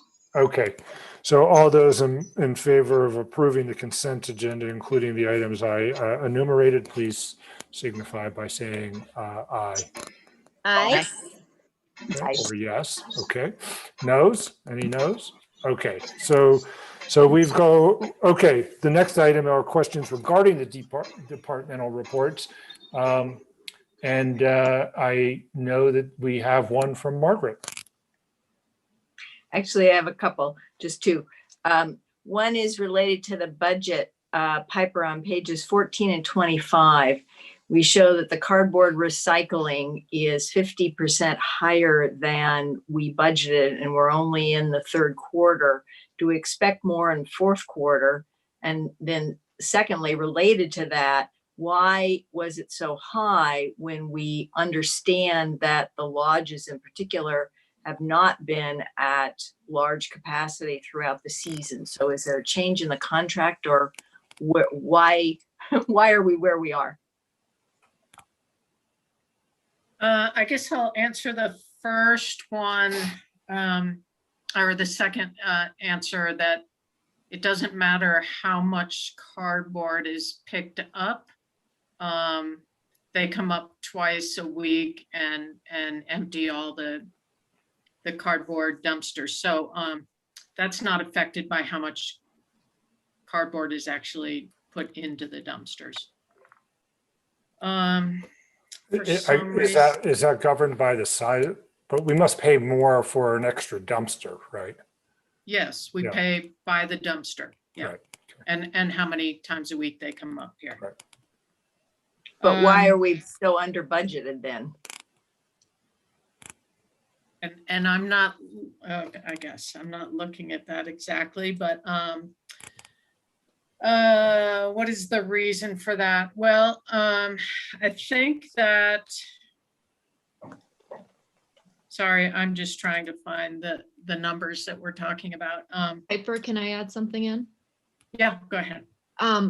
I think maybe if we get a little bit of time to review this, I know last year in particular, their billing system was left something to be desired. And so we can look into making sure that we actually have paid invoices for every month in this cycle. I think that would be a good place to start, because that could have easily have happened where we missed a couple cycles and they're going to send us a big bill here in the future. Well, but the problem is the reverse, actually, where we've expended more than we budgeted. Oh, That's what I understood. The okay. question. Sorry. I thought it was the reverse. So I think it's the same problem though, where we didn't get billed from them for like 6 months in the last year.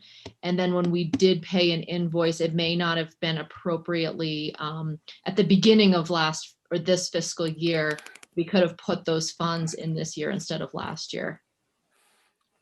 Well, so that seems like a pretty good explanation for the under budgeting, Margaret, is that the billing misled us when we created the current budget. But we probably, I mean, it's a pretty big item by our standards, if it turns out to be I suppose we're most of the way through at this point, maybe not, we still have a quarter of the calendar year, but will we decrease the number of visits over in April, May, June? I just made the call. In the summer, they come up once a week. Yeah, okay. And we cut the amount of dumpsters in half. Also, Chris, maybe your memory might be better, or Jen, but didn't they also change their billing structure? Like they used to charge us every time they came up.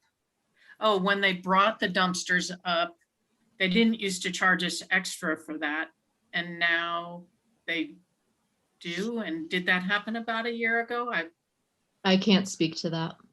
Yeah, I'm not sure either. I can look at old bills and answer that online, Margaret, but it is a significant change. For, double the amount of charges. So I would definitely can answer that for you.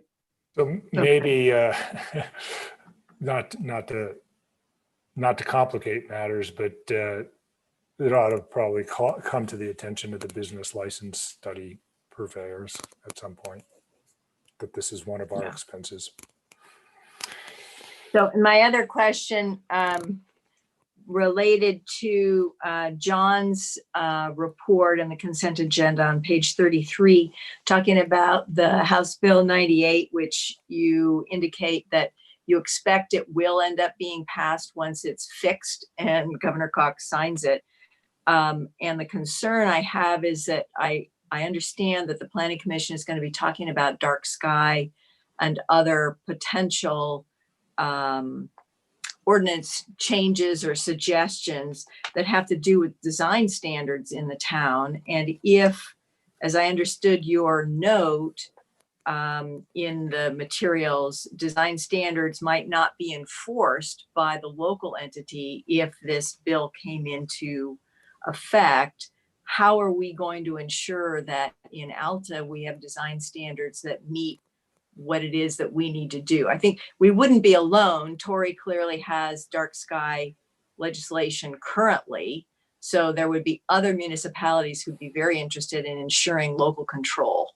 So right. I don't know exactly what the question is, but what can we do about it if that would be the case? I think I might know what the question is, and I don't, the bill is like 50 pages or something like that. And they define what is covered by what they call design standards. And I read those things, apparently not enough times to have them really sink in, but they talk about roof pitch and cladding and color of a house. I never saw anything, I don't remember seeing anything about lights, lighting, or shielding. So I'll make that note because we're tracking it. It's going to come back. And apparently the reason that the governor vetoed it was because he was told by the floodplain administrators that if they eliminate some of the design standards, it would ruin their possibility for getting flood insurance in certain areas where they're building in floodways, which made us instantly think about avalanche.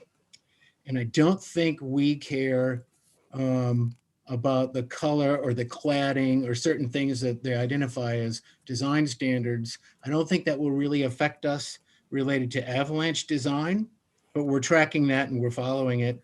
And now we'll add this dark sky. We'll look at the lighting aspect as well. But so thank you, good catch. I didn't even think about that.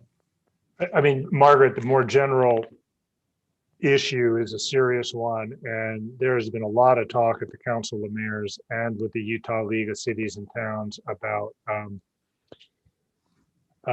from municipal autonomy's point of view, a disastrous legislative session. And I do think, John, that we ought to communicate with Cameron about the dark skies issue and Shelley Tusher.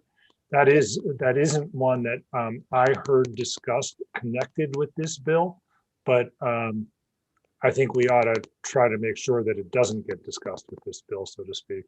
And Yeah. John's exactly right about the veto. It was a temporary measure.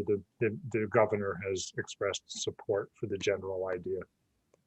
They're going to fix it to make sure that everybody doesn't lose flood insurance, because there are certain requirements to get flood insurance if you build in certain areas of a floodplain, and they can't take that away, or nobody will be able to get insurance. And Right. people, the legislature apparently is not even disturbed about that, even though they're 75% developers and real estate people, because that would really hurt their. Well, I'll refrain from a snarky comment on that, but Mine was bad enough. yes, yours was enough. But it is the more general question that you asked: how do we ensure that Alta's needs are met? You know, we are subordinate to state law, and the state sees us as a state agency doing essentially doing the job for it. And so while they have an attitude that our state legislature thinks that the federal government shouldn't tell the states what to do, they certainly think that the states should tell the municipalities what to do.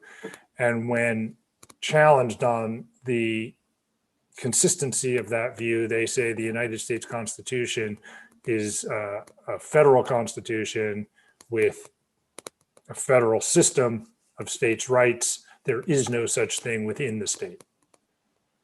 Yeah, So, that's why I wondered if maybe we partnered with Torrey or Brian Head or some other Yes. community that maybe we could get more traction, because there are a lot of tourist dollars there, which Yeah. does seem to speak to the state.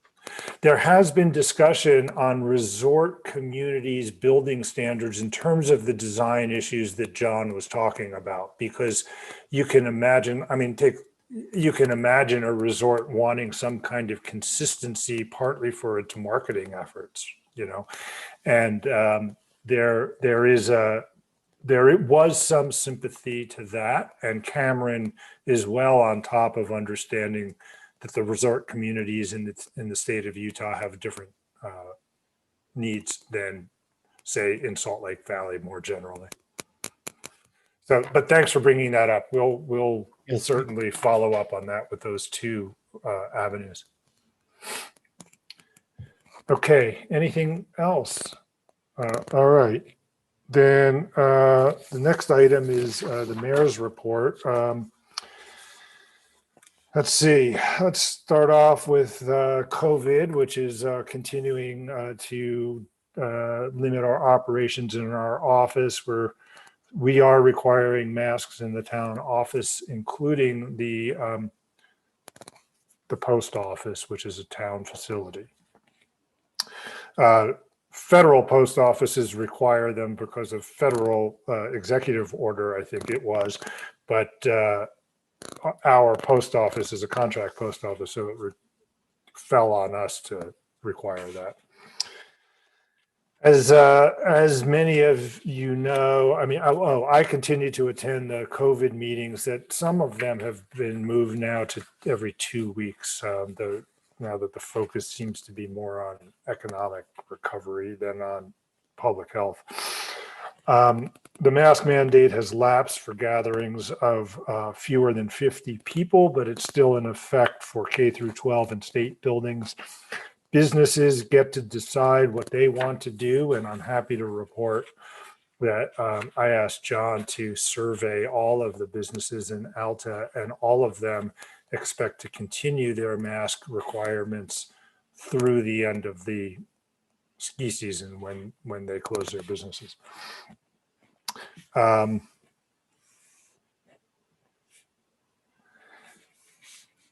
The Salt Lake City has imposed a mask mandate, but even that will probably be have to go away. There are certain criteria that I could review, but it doesn't really affect us.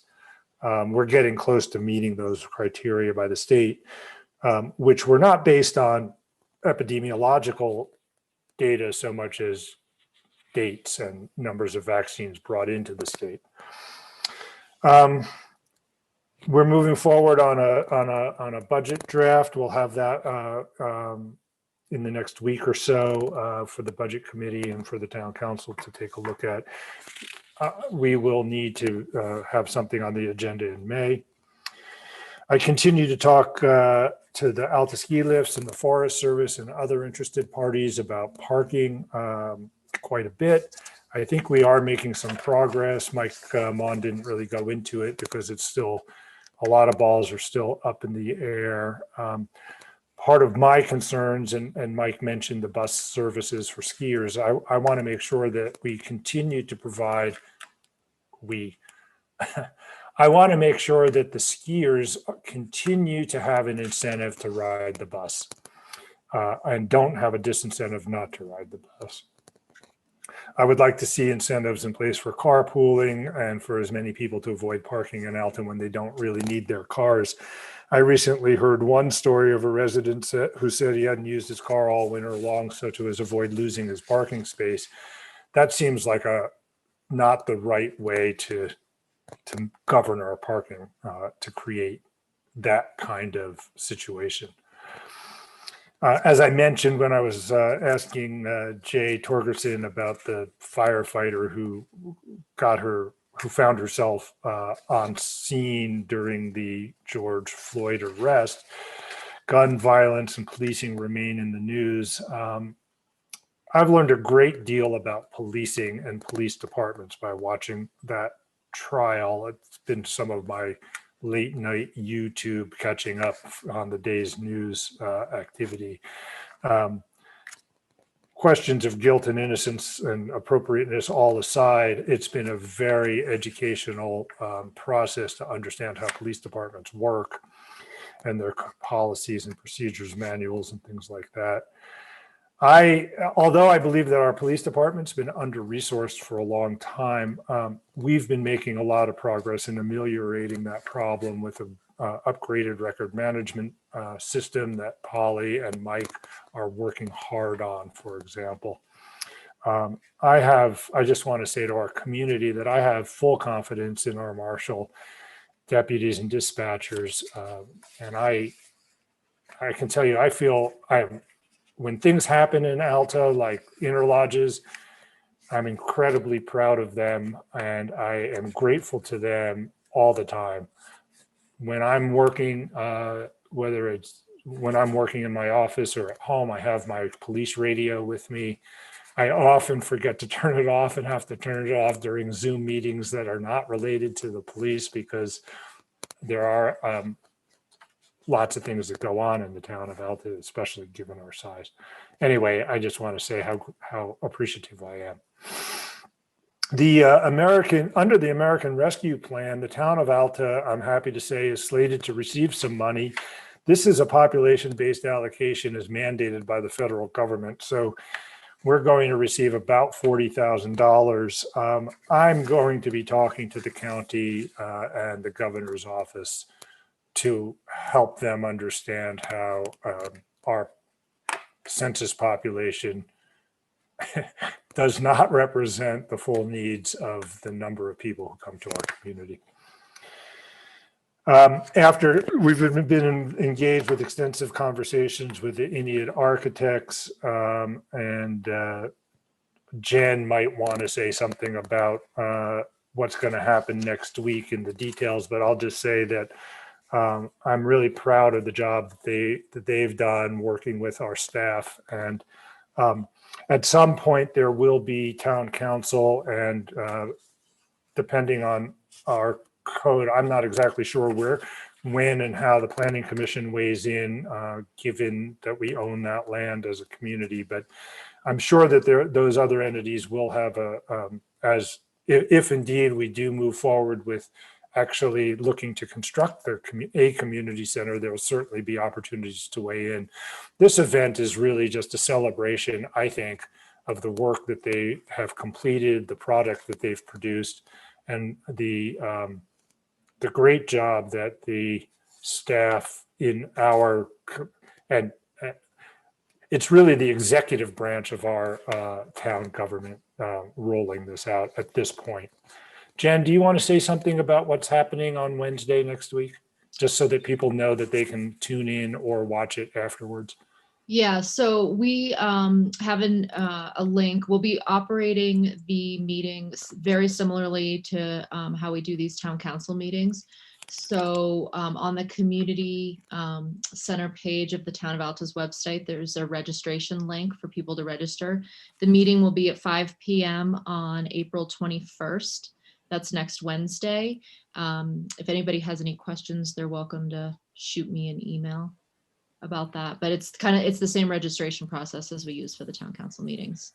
There won't we haven't, as I recall, we haven't built in a public comment period, but what we are going to do is to invite comments in a chat, and certainly invite comments after the fact if people watch it on the recording rather than live. And we will certainly take note of all those comments. But this is really more a rollout of a product than it is. The next step will be more input from town council members and the public. Correct. Yeah, there will be the Q&A feature, which we don't use in the town council meetings, will be enabled for that meeting. And we'll want to encourage people to type in there and follow up, like you said. Right. Okay. Thank you. All right, on the 16th, I went to the UFSA meetings. There were some budget amendments for EMT training costs, a few amendments to the language of the board policy manual, and the UFSA focused on a resolution and discussion about Riverton's departure as a UFSA member. They decided to become a directly contracting member because it was financially they were better off, or they expect to be better off that way. On the 19th of March, there was the CWC Mountain Transportation Systems Summit with a discussion of various possible solutions for transportation in Little Cottonwood Canyon. I have a meeting coming up, I think it's tomorrow, it may be Friday morning, with the staff.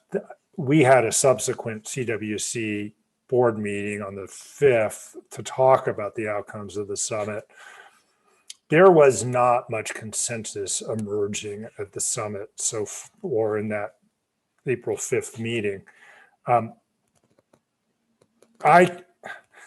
All other considerations aside, I can't support the current plan for a train because the alignment comes up the bypass road, the proposed alignment comes up the bypass road and crosses Little Cottonwood Creek between the Korath House and the Black Bear Chalet, and goes across the Peruvian parking lot somehow, or maybe in there on the other side of the building.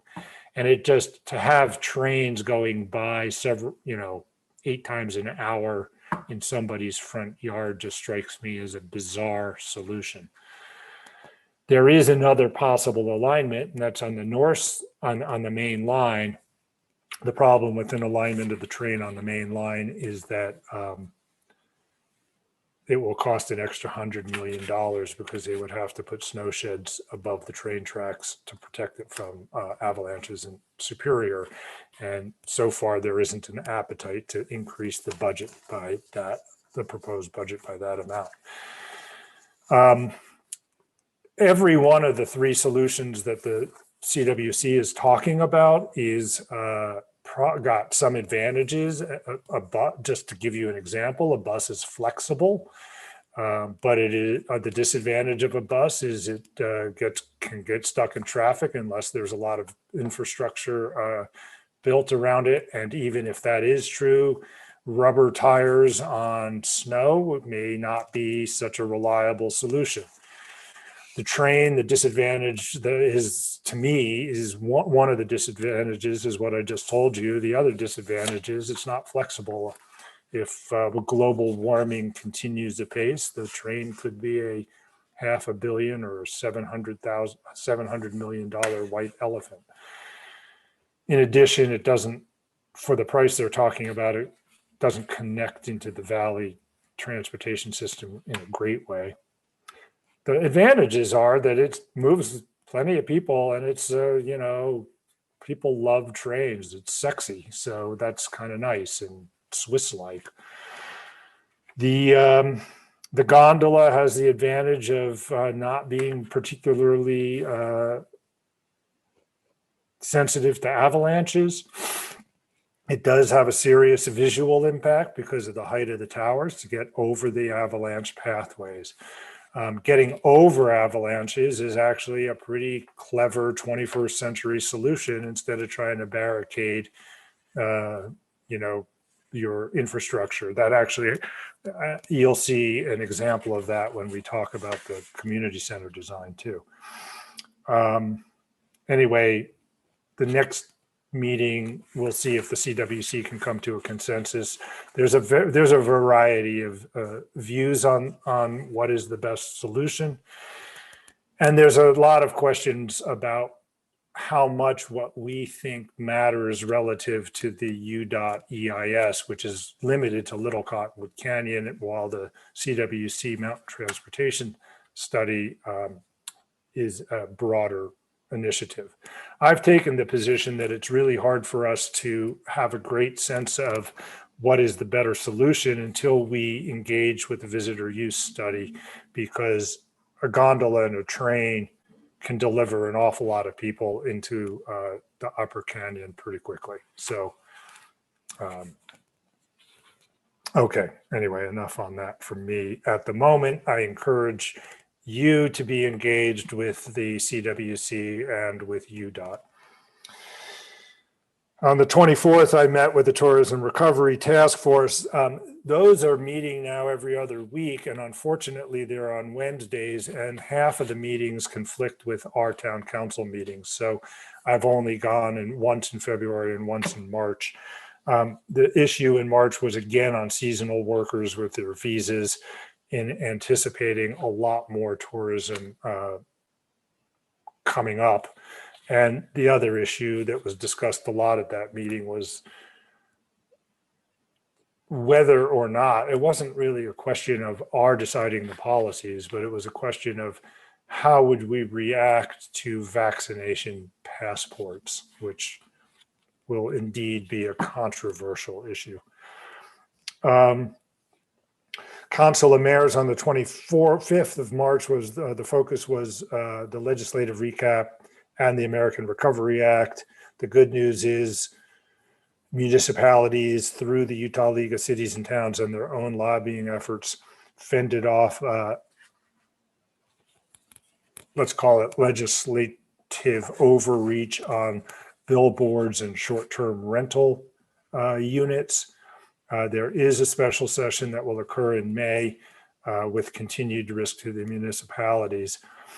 A couple of losses from the point of view of the municipalities is that auxiliary dwelling units limitations were pretty much gutted by the legislature.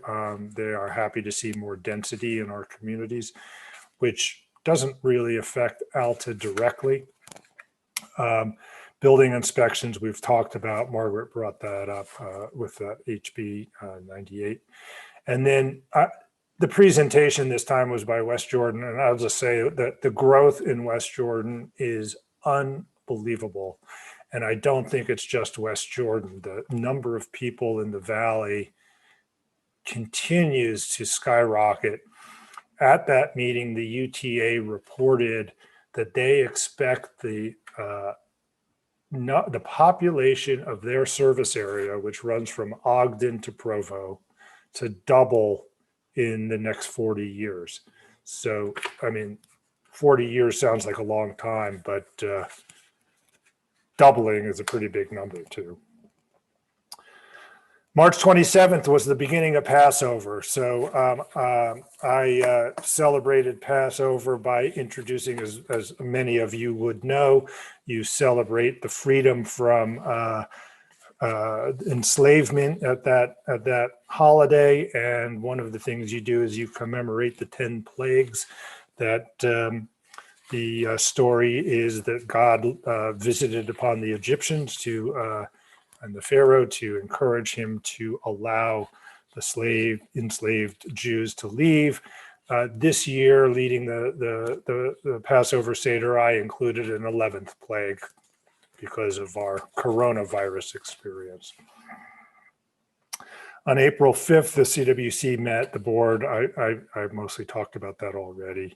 One interesting thing to note was we did commission and we received the report on the carbon footprints of the various modes of transportation. And the train and the gondola fare best, with small differences between them, especially if you ramp up the capacity to more than the 30% reduction in private vehicle traffic that the EIS is targeting. If you assume something like 75%, then both of those modes do really well on carbon footprints. Electric buses are not bad, but it depends on, but of course, all of that depends on how you produce the electricity too.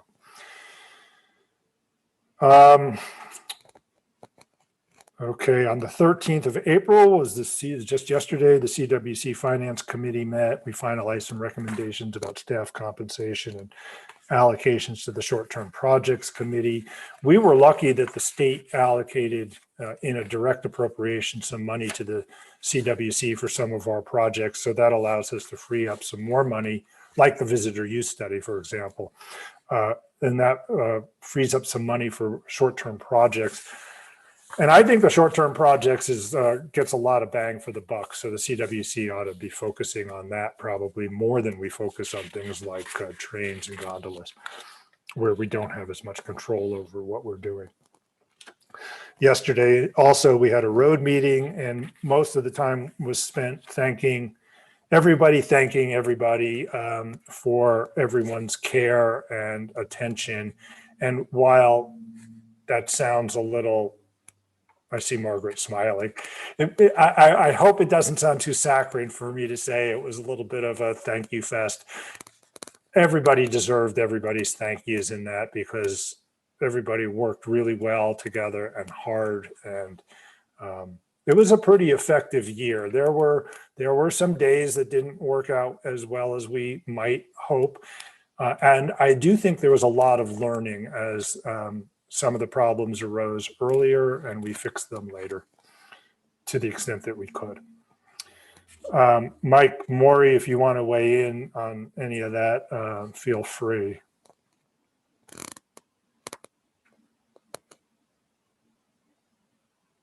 Just a thumbs up, okay. We did agree to meet over the summer, which we normally haven't done. And I think that that's a good idea to get ourselves ready for the fall. So I think we're going to have an August road meeting, and then we'll skip September and October and pick it up in November. So essentially what we're doing is moving the first meeting up.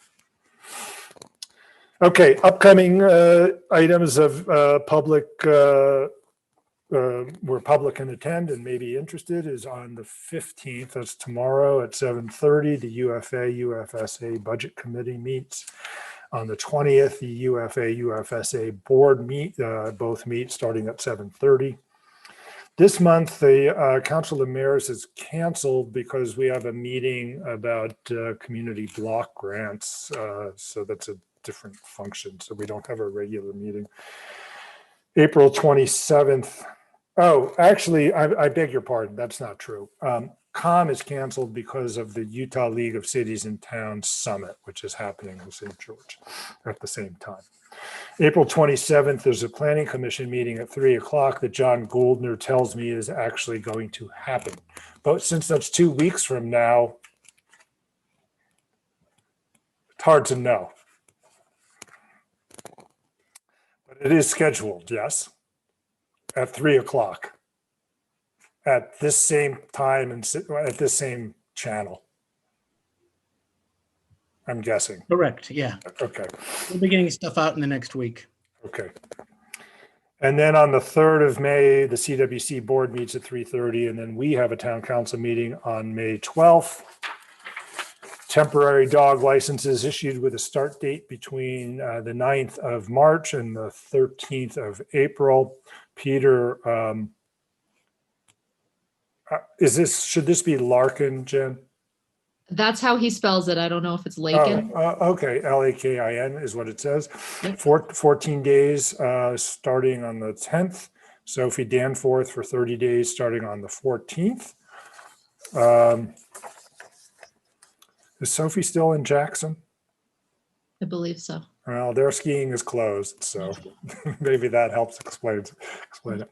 David Heatley, 30 days starting on the 20th of March. Kathy Moore, 9 days on the 27th. Matt Leary, 5 days on the 29th. Darcy Watson, 14 days on April 2nd. How do you say Scott's last name? Lomley. Lomley, thank you. 30 days on the 2nd. Andrea Williams, 8 days on the 3rd. Peter Lakin again, starting on the 7th for 9 days, and David Miller, 30 days on the 14th. And we've got a drawing for permits coming up pretty soon, right, Jen? The drawing will be held on May 3rd, which is the first Monday of the month. Right, and people can submit an application until? April 30th at 5 p.m. Okay, which is the Friday before the drawing. Correct. Right, and we will ensure a fair and honest drawing, and we will make sure that there is no need for demonstrations to stop a steal. It will be done via Zoom. Everybody's welcome to attend. Okay, good. All right, that's my mayor's report. We're a little bit behind time, but we actually had a shorter agenda today, although we have a couple of issues to come up. So discussion and possible action to adopt the procurement policy. I would entertain a motion that we do so if any of the town council members feel that's appropriate. So moved or seconded. Sorry. Oh, I didn't hear who moved it. Oh, I thought you did, Mayor. I'll move it. Oh, okay. I'll trade places with you, Sheridan. I'll second it. How's that? Okay. So discussion on the procurement policy. Would it be helpful for me to share my screen and bring that up again? Or are we don't need to do that?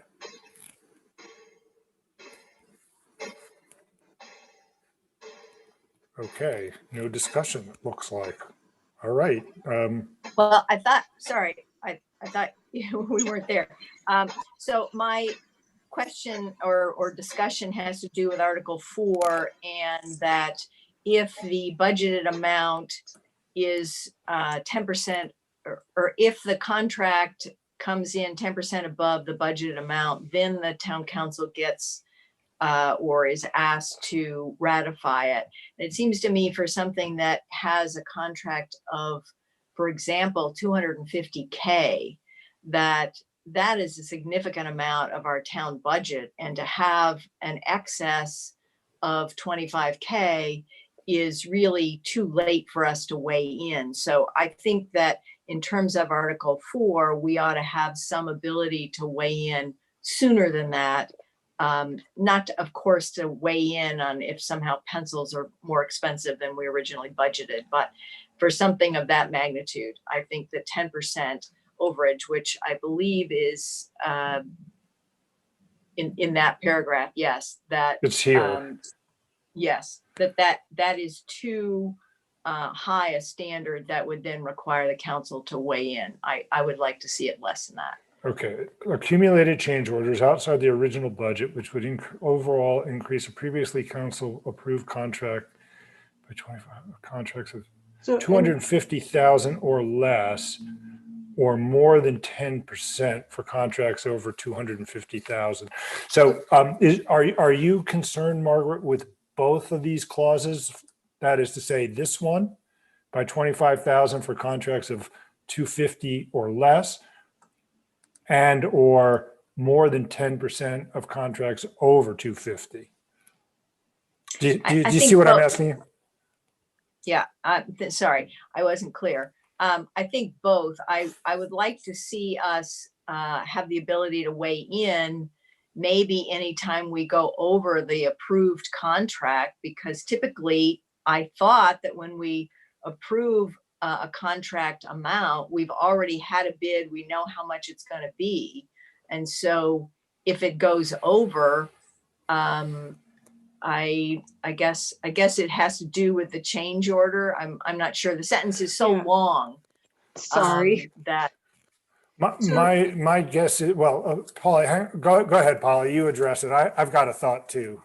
Okay, so where I've seen this in prior experience, it often ends up being for construction contracts, but it can also just be where you've engaged somebody and then when it gets down to the nitty gritty, it turns out that we need a change order, or that, you know, it's advantageous to have the same person do the scope of work. So the 25,000 is kind of benchmarked based on when it would normally go to the council for approval if it's outside of the budget. And then the over 250,000, the 10% on that is when you have like a major construction project. So when you're doing, let's say the community center, there may be things that come up with a change order. And so you're trying to balance, you know, efficiency to move forward along with having council input or ratification so that it's not, you know, so that you're being conscientious of that. John, yeah, that was where I was going to look for an example. John, how much did the town of Alta's office building that we inhabit, how much did that cost? You need to unmute. Never remember that. Just about $500,000. We went from like 386,000 to five, which is a good example, to $500,000 because we got kicked out of a building season with Forest Service permitting issues. So, right. So if it was $386,000, this would have kicked in for a $39,000 change. So that change would have activated this clause. But you can imagine that on a $386,000 building that it might not be so surprising to end up $40,000 over that if, for example, the town were to come back and say, we want, I don't know, a different roof or. So I think that's the idea there, Margaret, is for what it's worth, the Ennead things are different now than when we built that building. The price tag for the design, and this was what I told them to target because I thought that it was an amount of money that was reasonable, not reasonable for our budget, but reasonable to meet our goals, is about $15 million. So, you know, I agree with Margaret that $1.5 million change would be a pretty big change, actually. But I can see that a change, you know, but I can see that a change of $200,000 at that point isn't a very big change, even though $200,000 in another context would be a very big purchase for us. I mean, that's my concern, is that as you stated it, is that our budget,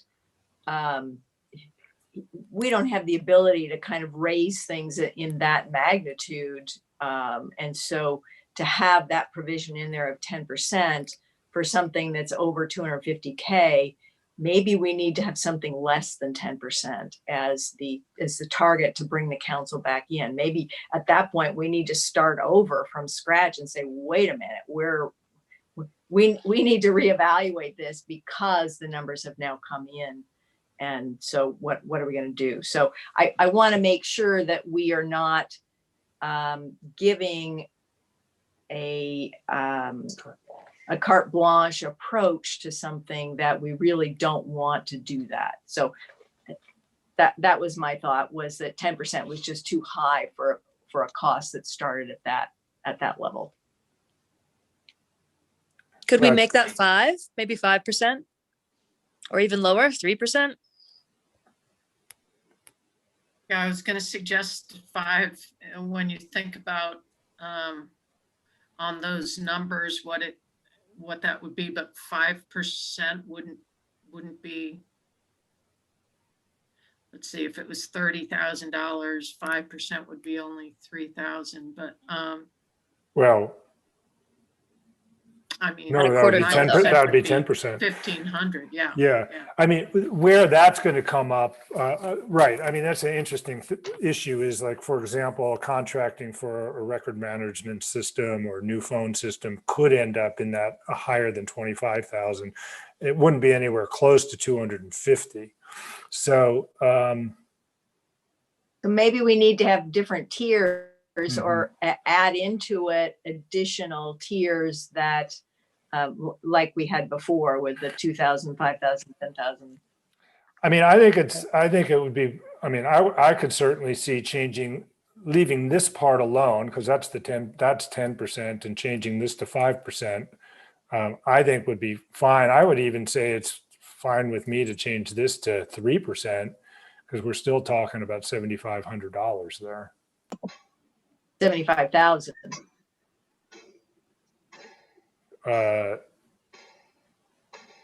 No. Oh, no, right. You're right. Yeah. 75,000 would be, yes, we should always, or maybe we put in I mean, another way to look at that isn't so much the percentage of our contract cost, but percentage of our budget. Let's keep in mind that when the time comes, as we all hope, to undertake a community center, it's the path for approving potentially additional cost for something like that should and will be taken on with a specific resolution relating to that project. Yeah. So one thing we could do is make it maybe 5% for contracts over, either making it a blanket amount. So, or maybe if it's $50,000 for contracts over 250 or 300,000 or something like that. The idea is just to capture it, but of course, change orders can be bigger when you're dealing with bigger numbers. I'm just trying to think of a way. You're going to have a weird gap where if you make it 5% for contracts over 250,000, then you would not go to council if you had a 10% change on a $200,000 contract, but you would have one for a change of 5% on 300,000, right? Which is a lower amount.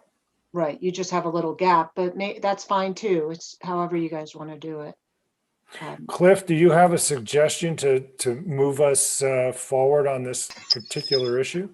No, I don't. Again, I just don't want this to be driven by what's going to happen with, quite frankly, the inevitable change orders with a project of the scale of the community center. Right.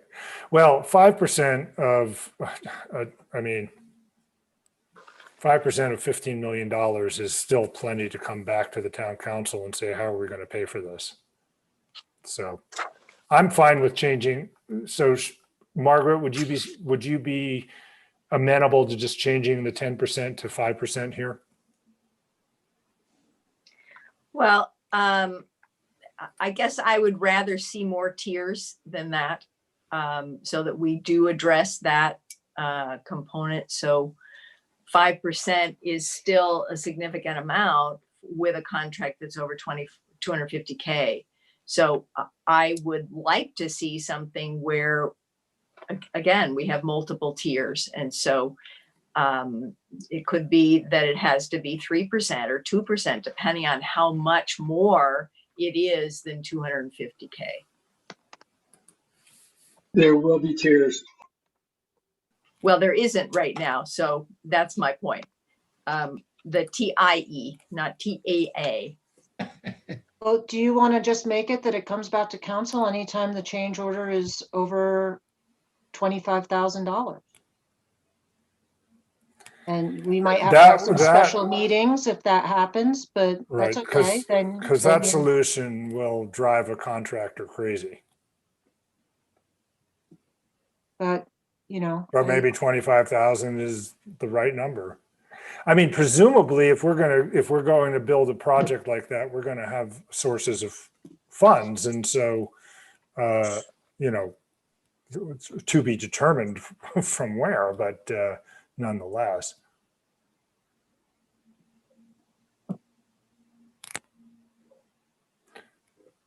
So, Margaret, why don't you suggest some specific language here?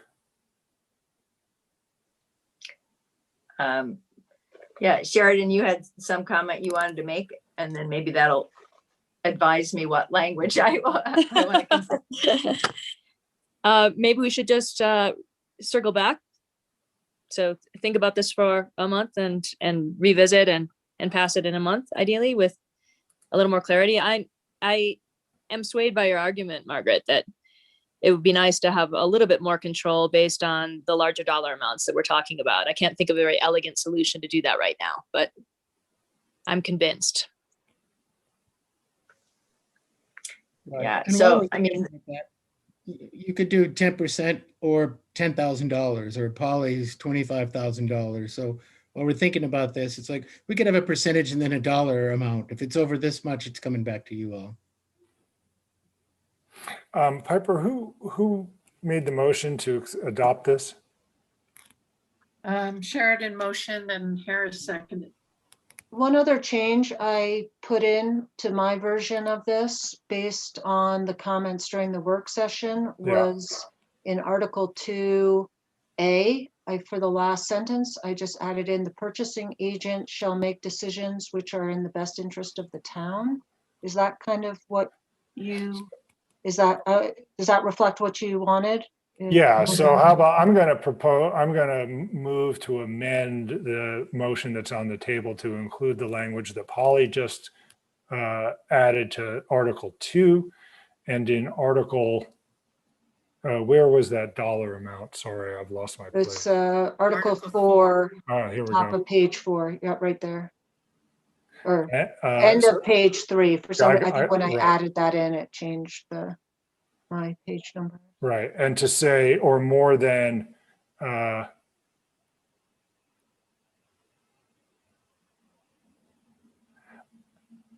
going to amend this just to have the period, all of this. So, which would increase a previously council approved contract by $25,000 shall be granted by town council in an open meeting. So I'm moving to amend the motion that's on the table. Is there a second? Second. Okay. So any discussion on that amendment, and then we can move on to the voting on the amendment in the main motion.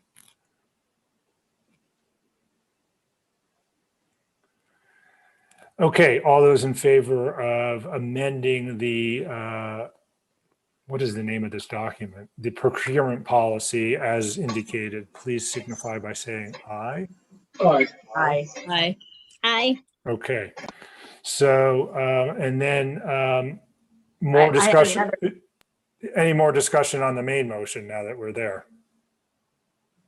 I did in terms of Article 6, there's a sentence related to appeals, subparagraph A, and something about shorter than 5 days. And I didn't know that that sentence made sense to me. Maybe if you read it to me, Harris, I'll figure it out, but I didn't get it. Protest of the bidding process shall be submitted to the purchasing agent in writing within 5 business days after the aggrieved person knew or should have known that it was the town's intent to award the bid or contract. So Polly, that's putting the burden for staying informed of where we stand or where a bid submitter stands on the bid submitter. It was the second sentence, sorry. Oh. Protests in regard to, see, I'm not a law professor, Margaret. I just play one on TV. Protests in regard to specifications of an invitation for, okay, let me start over. Protests in regard to specifications of an invitation for bids or requests for proposals shall be submitted in writing prior to opening of bids or proposals, even if it is, what is the it here? That is confusing, I think. So, yeah, it should say, even if the time period is shorter than 5 business days. So the idea is if you have an issue with the specification and want to make a protest, it needs to be before the 5 days. It needs to be before you open up the bids so that we don't, so someone says, well, your specifications aren't clear, and how you're going to be comparing apples to oranges when you open up that bid. We want to get that protest before we open the bids and not after, so we can address it. Because otherwise you spoil a bid of potentially. Right. Okay. All right. So how can you suggest how to protest in regard to specifications of an invitation for bids or request for proposals? Those are 2 different things. The invitation for sealed bids is one procedure, request for proposals is the other, shall be submitted in writing prior to opening of bids or proposals, even if that time period is shorter. Even if within 5 business days. Okay. Oh, I like it. Yeah. Can't you just take out the clause that says that starts with even if it is shorter? You know, there's nothing to count from there. I mean, when there's an RFP, if you have an objection to the specs, then you're on notice of the basis of your objection as soon as the specs are published. And so all we're asking is, if you have an objection to the RFP, tell us what your objection is before the bids get open.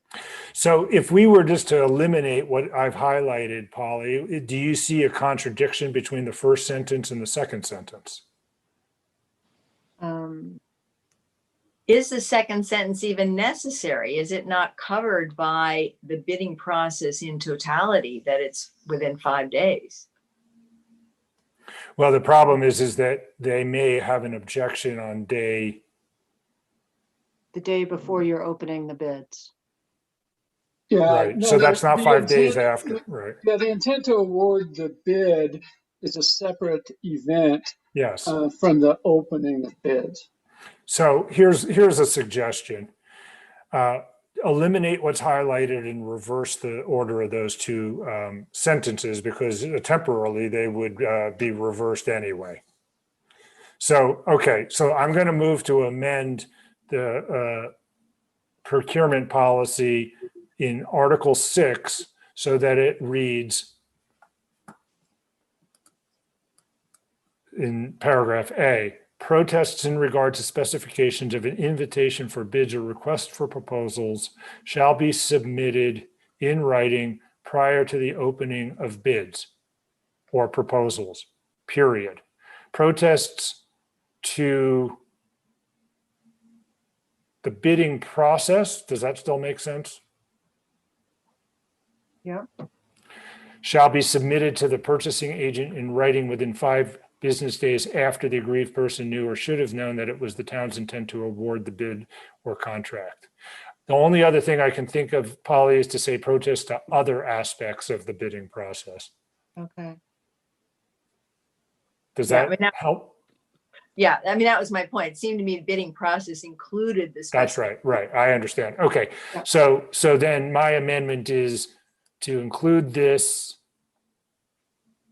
period, and then to have this sentence be amended to say protest to other aspects of the bidding process. Yeah. Is there a second to that motion to I'll amend? second that. Okay, any discussion on that? Is everybody clear on what we're doing? Okay, all those in favor of amending the procurement policy as described, please say aye. Aye. Aye. Any opposed? Okay, now we're back to the main motion. Any other discussion on the motion before us to adopt the procurement policy as amended by those 2 subordinate motions to amend?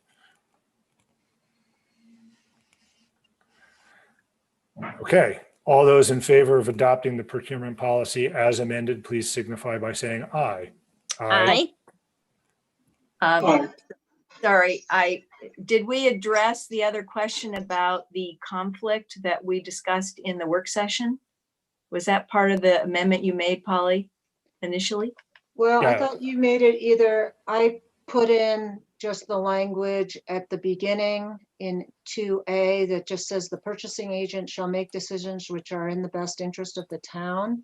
Right, okay. I Yeah, didn't. that was change the first anything. amendment, right? Okay, yes. Yeah. So I support the amendments and vote for the provisions. Okay. I think I heard a bunch of yeses, but I don't think I've asked for nays yet. Anybody opposed? Okay, that passes unanimously. Thank you. Let's move to the next item on the agenda, which is the ratification of the Town of Alta zoning map as part of ordinance 2021-01, which we have already passed. The problem here was just that this map was meant to be attached to the ordinance, and it was not. Is that a correct understanding, Polly? Correct. We had discussed it. I don't know if John wants to pipe in. John, it was included in the materials in many of the previous iterations. I think I put the actual dates in the.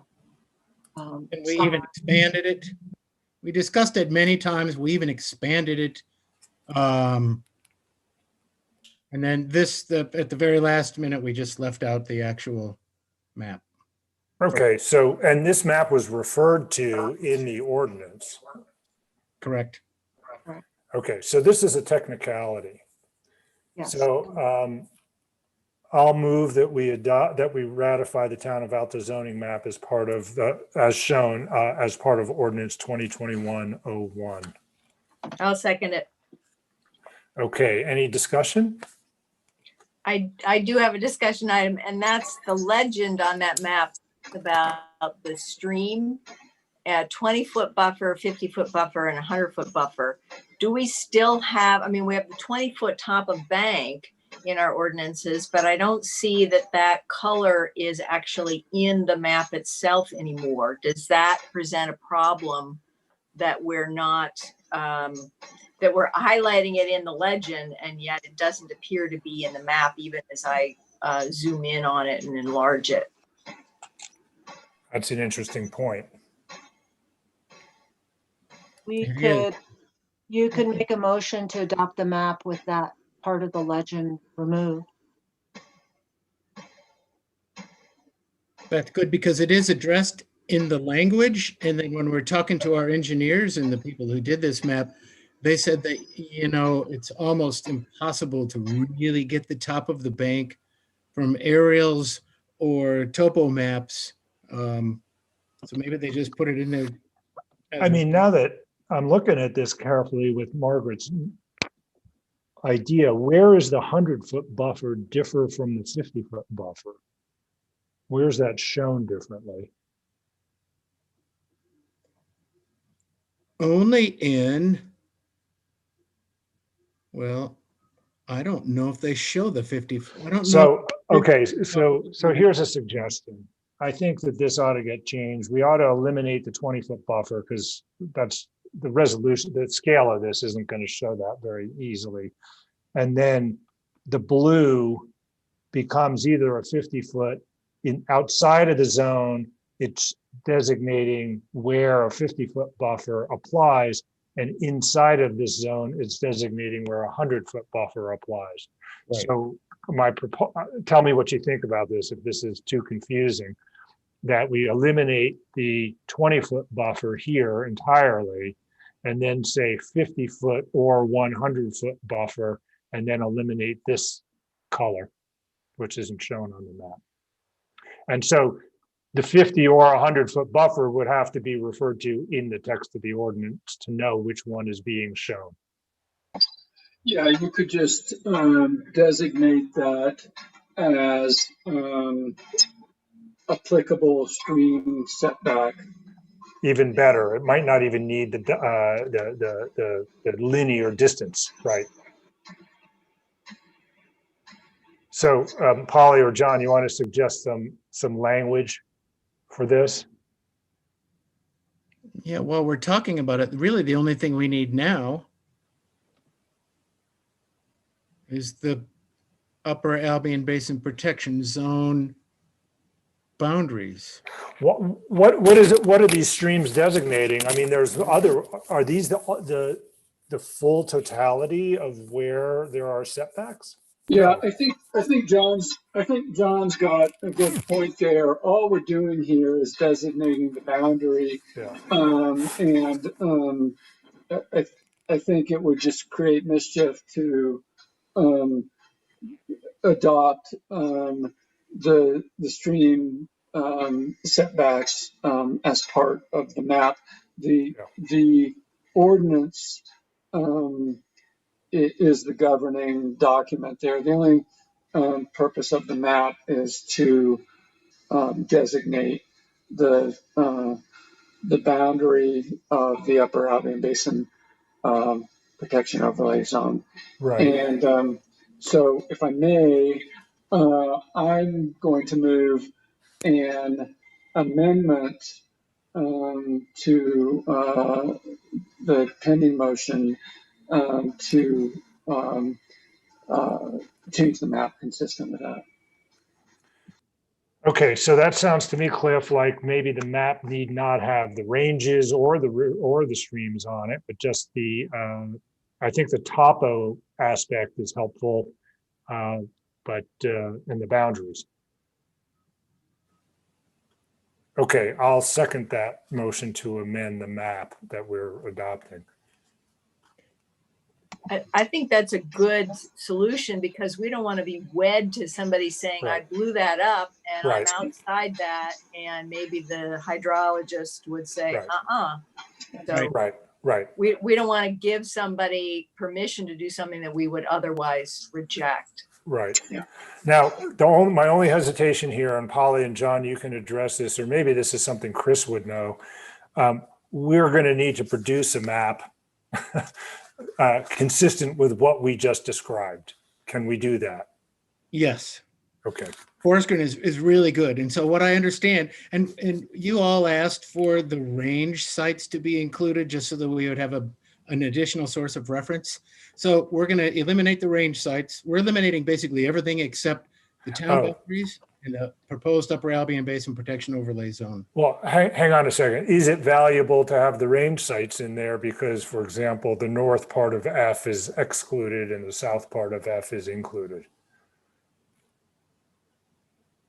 Or does that bring in more confusion? I don't know how precisely we've defined the boundary. Like we don't go into GPS coordinates in the ordinance. No, but the boundary, I mean, ridge lines generally. And Right. where it doesn't. Well, these are the town boundaries here, and this is a ridge line here. Mhm. And then this is actually, there is a ridge here.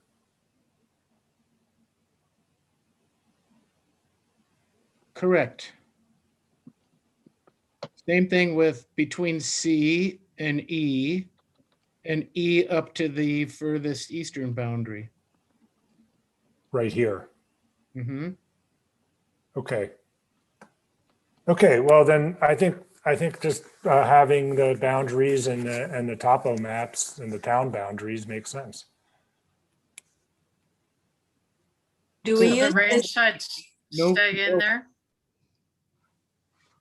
I'm sorry, Margaret, then Piper.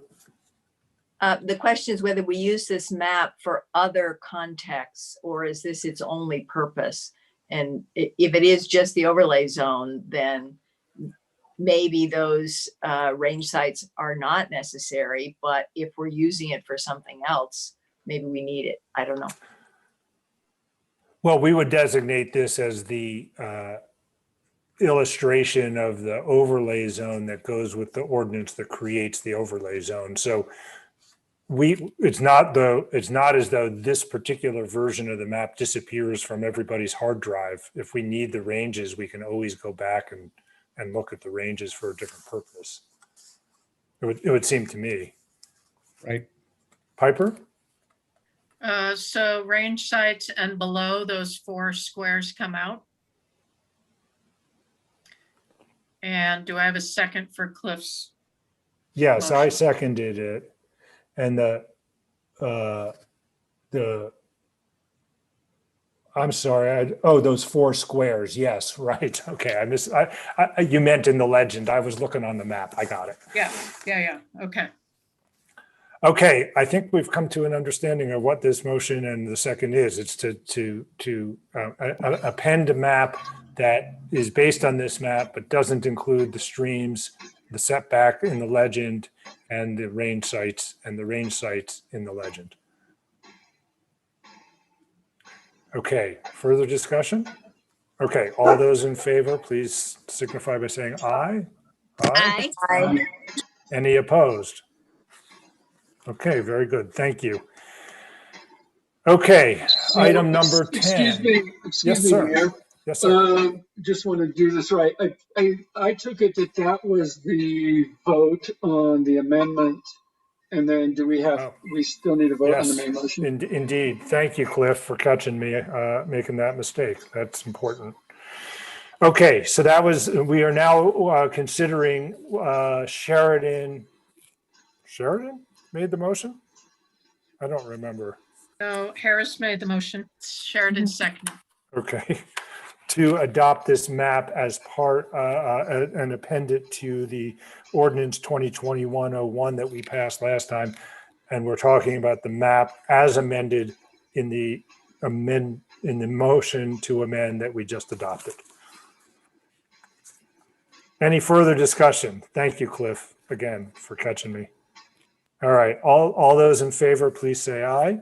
Aye. Aye. Okay, good. Keep us from having a developer say we didn't ever pass the map. Yeah, I want to say kudos to Cliff for catching that. I really Yeah, that's appreciate important. It's important. Yeah. seeing that. Thank Okay. you all so much. Item number 10, discussion and possible action to adopt business license ordinance updates. Cliff, I think you wanted to add a comment on that discussion. I can't remember what that was. Oh, let me refresh your memory, as I'm learning to say from watching a trial. You had a comment about Mac Brighton's idea. Oh, Yeah, I thought that all of the public comments and all of the discussion um, uh, about the revision to the business license ordinance were worth consideration. And I'm not convinced that on the business licensing ordinance we should go from 3 to 0. I think that we should look at going from 3 to 2, since I believe that is consistent with the zoning, but also taking into consideration my colleagues' comments. It's possible that we should study this for another month and make sure that we've covered all the bases and consider all the implications. And from my point of view, potentially the way to go is to change it from 3 to 2.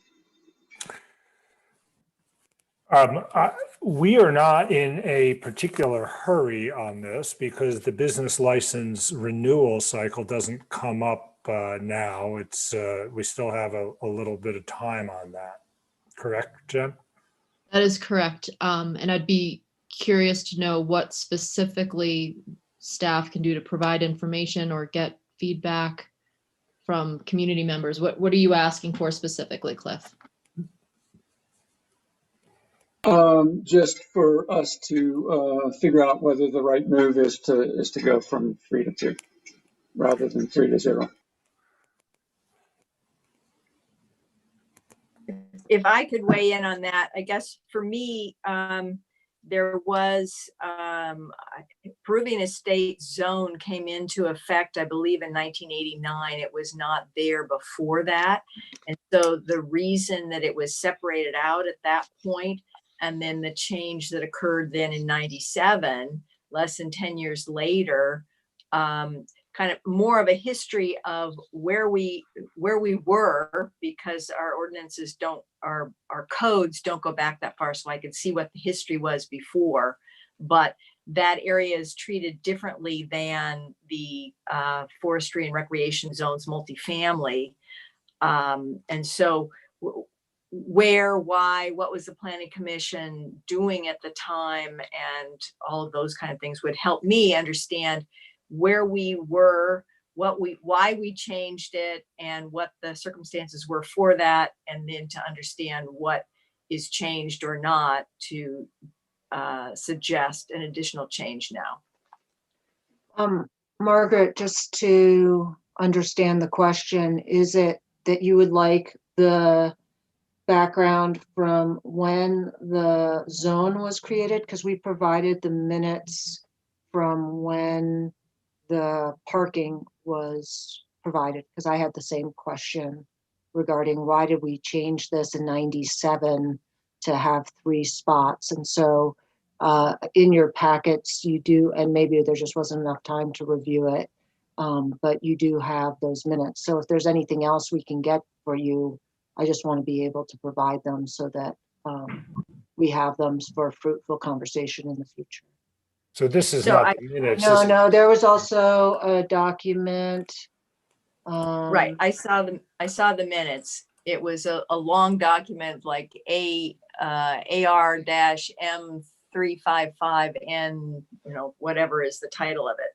Right. It was the minutes from June of 97.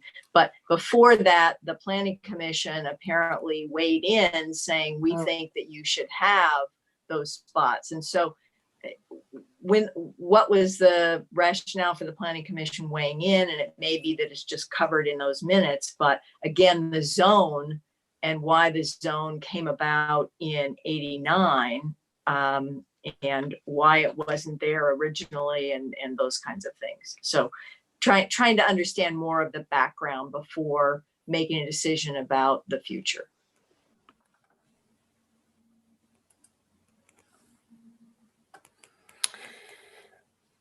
Yeah. So I did find that, Jen. Thanks for that note. I was just trying to page through it to see. I think this is the document that we're talking about, is this one. Yes. But what Margaret is asking for, I think, is the prior action by the Planning Commission. Am I understanding that correctly, Margaret? So I guess, Margaret, you want to make a motion to table this, to postpone this until the next meeting?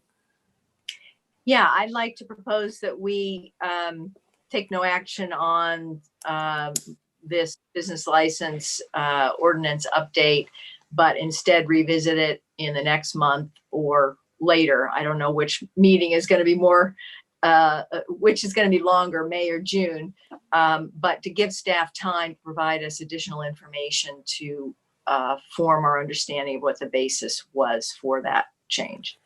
Okay, I also think that maybe we would ask the staff, and I don't see that we actually have this, but there might be some analysis.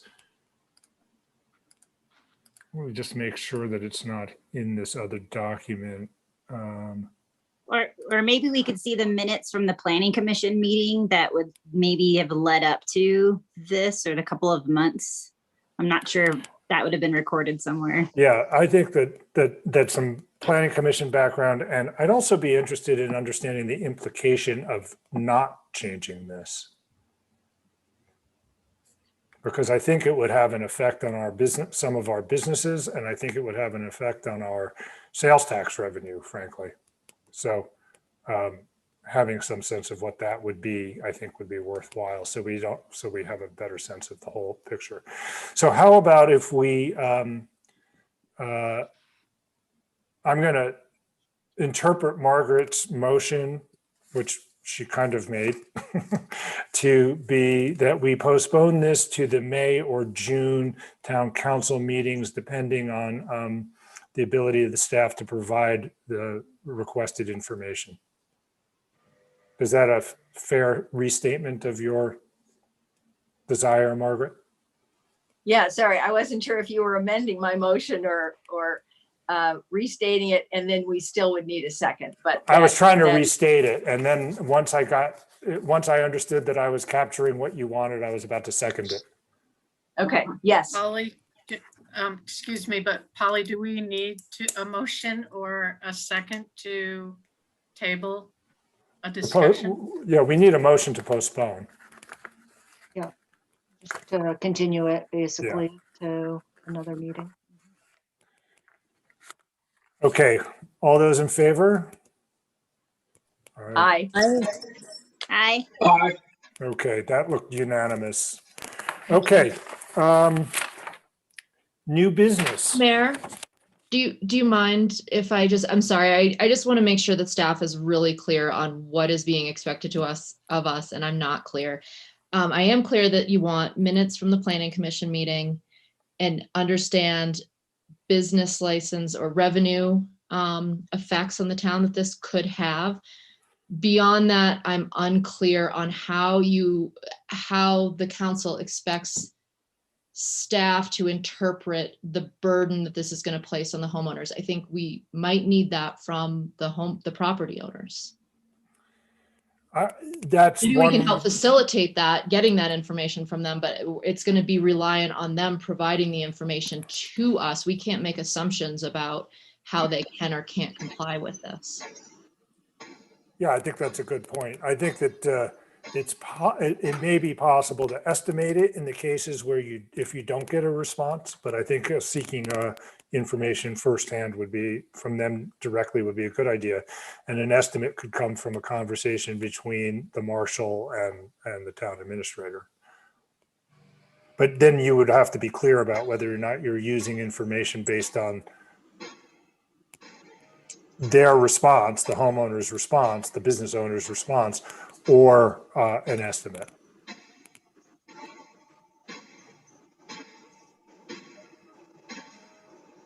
So Cliff, in looks like addition, you want. Sorry, Margaret. Cliff was about to say something, I thought, but maybe not. Yeah, well, I have kind of a half-formed thought here, half-baked thought. I think it would be good for the members of the community, especially people in Peruvian Estates, to know that in turn it would be good for the town council to hear one more time what would be the the range of effects from the requirement being 3 spaces to being 2 spaces to removing the requirement altogether from the business licensing ordinance. So I think that's what we'd like to hear from the community, especially residents of that area. And the community members need to be aware or apprised that the 2 spaces is part of our land use policy, even if it were to be removed from our business license requirements. Correct. That's right. And I think quite frankly, I think the 2-space requirement makes sense, but I also may not have all the facts, and so I think for that reason it makes sense to take another month. The two space requirement doesn't add a burden to what they already would have to do just based on the land use policies. Okay, did I answer your question, Jen? You look unhappy. So. One of the thoughts I have is that what I'll do is I'll reach out to all of the property owners soliciting that information. Is that appropriate? Yeah, I think so. And I think the question isn't so much, do you support this or do you not support this? Because we've already heard from a number of them about a yes or no decision. It's more like, what is the implication on you, for you, if this were to change in this way? Yes. Or not change in any way, right? If we were to start if we kept the code and enforced it. It isn't a good idea, and I don't know if, I expect everybody will agree with this. It's not a good idea to have a provision in our code and then ignore it. That doesn't seem like the right way to go, so. Thank you for that. Sorry to take some extra time. No, that's good. That's helpful. Okay. So I also wanted to have information about the zoning, specifically about why that zone came about, and then why the planning commission recommended it go from the 2 spaces to the 3 spaces, which is not required for the multifamily forestry and recreation zones that are also having rentals. So again, I wanted to go back further than just the minutes that we had from the town council adopting it, if that's clear.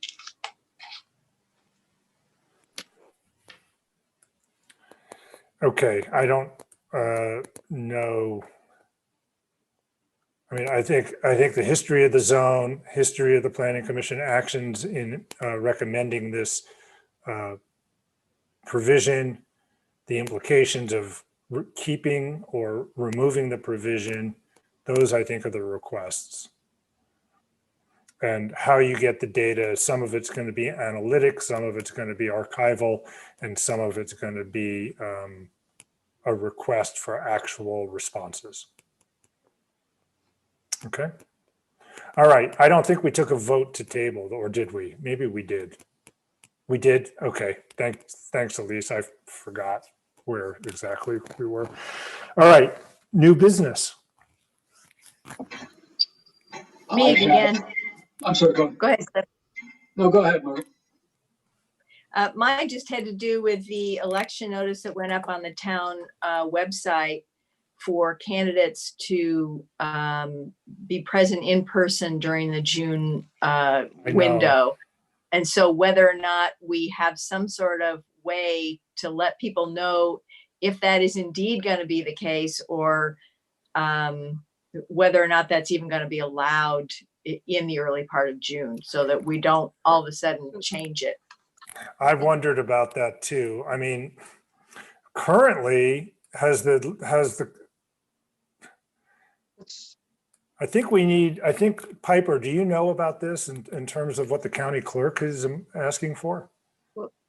Piper, Yes, there's no, go ahead, Polly, if you've heard something differently, but I've heard that is not changed. You have to file in person.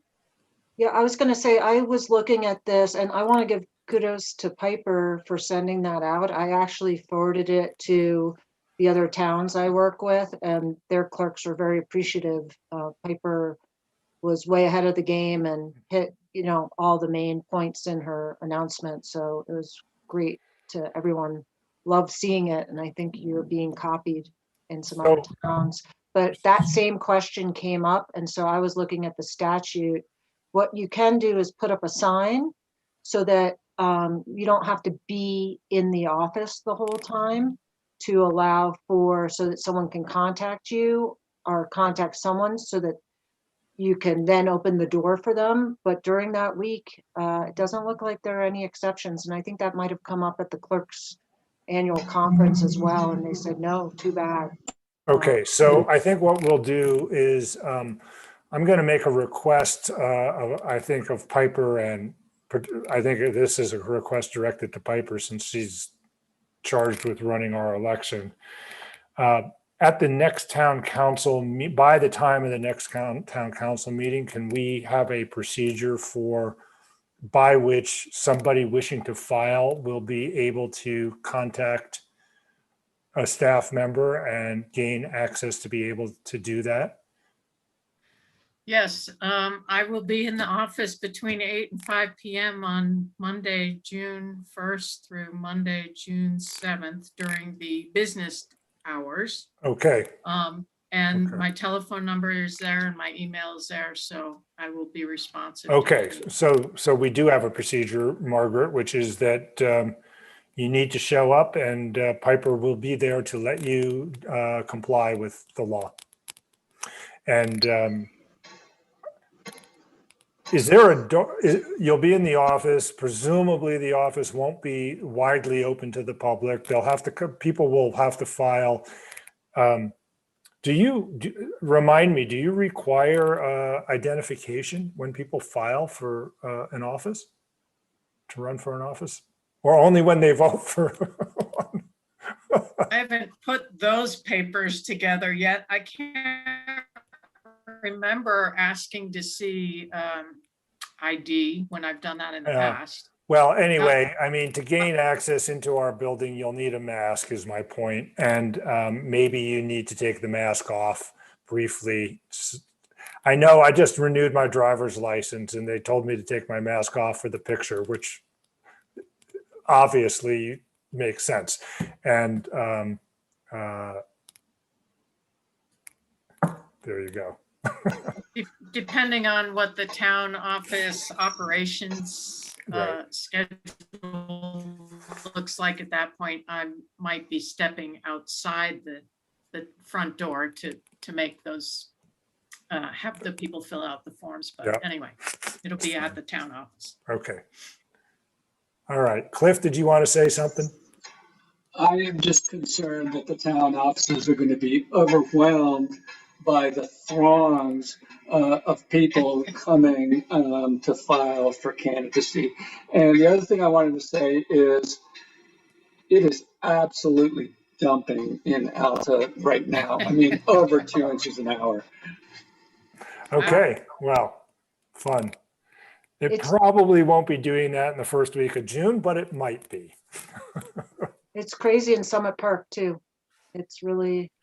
It's been snowing nuts. And actually I got a new car. It didn't have snow tires on it. And I couldn't make it up the hill back to my house this afternoon. I had to walk. She's one of those problem people. Just stay out of Little Cottonwood Canyon.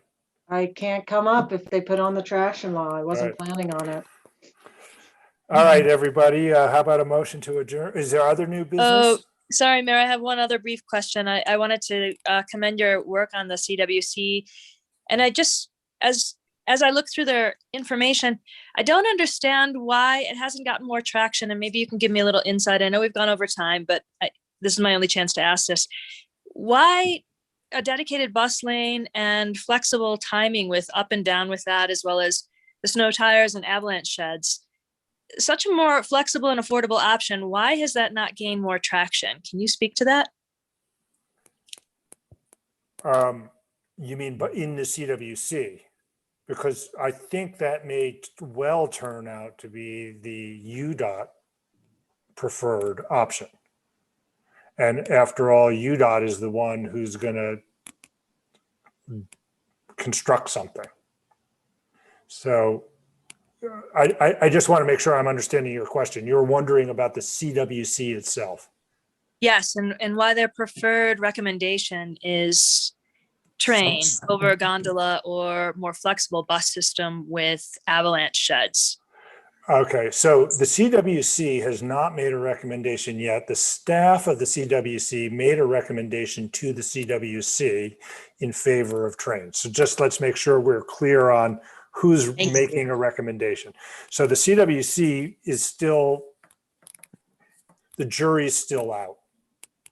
And on the CWC, my impression is there are there are members who like a train. There's at least one who's strongly in favor of a train. There's at least one who's strongly in favor of a gondola. And there's at least one who's strongly in favor of a bus. Okay, I don't know. I mean, there's, 10 members or something like that. I don't know exactly how it breaks out, but I know there's one on each of those. And the people who like buses for the reasons you articulated, plus the distance from the highway from the creek, from the water, is further than it would be in the other modes. And they like that idea. I don't know what's going to happen tomorrow when the staff has been asked to speak to each of the commissioners by the chair, the co-chairs. I don't know what this conversation is going to be. I haven't been apprised of how I should prepare for this meeting. I suspect I'm going to get beat up because I'm not going to say all in for a train, and the staff likes the train. The staff report in favor of a train talks about carbon footprint, talks about the speed of getting up the canyon, the duration of the travel is a little bit less, talks about the possibility of fitting into the tracks or the front runner line, which would make for a rather exciting marketing opportunity, right? Come to Utah, take the train to Alta. Pretend you're in Switzerland, right? And the flexibility to carry more or fewer people on a train, depending on the number of cars you put on the train, the ability to increase the number of trains, the frequency of service. And one of the big advantages of a train is you can have what are called whistle stops, where you can cater to the distributed recreation that goes on in Little Cottonwood Canyon, so that if a person wanted to descend the train at Lisa Falls, they press a button and the train stops. There's a stop that it otherwise doesn't stop at, right? But on request, it makes a stop, or at Tanner's Flat, or at White Pine. And that's an attractive option to the train.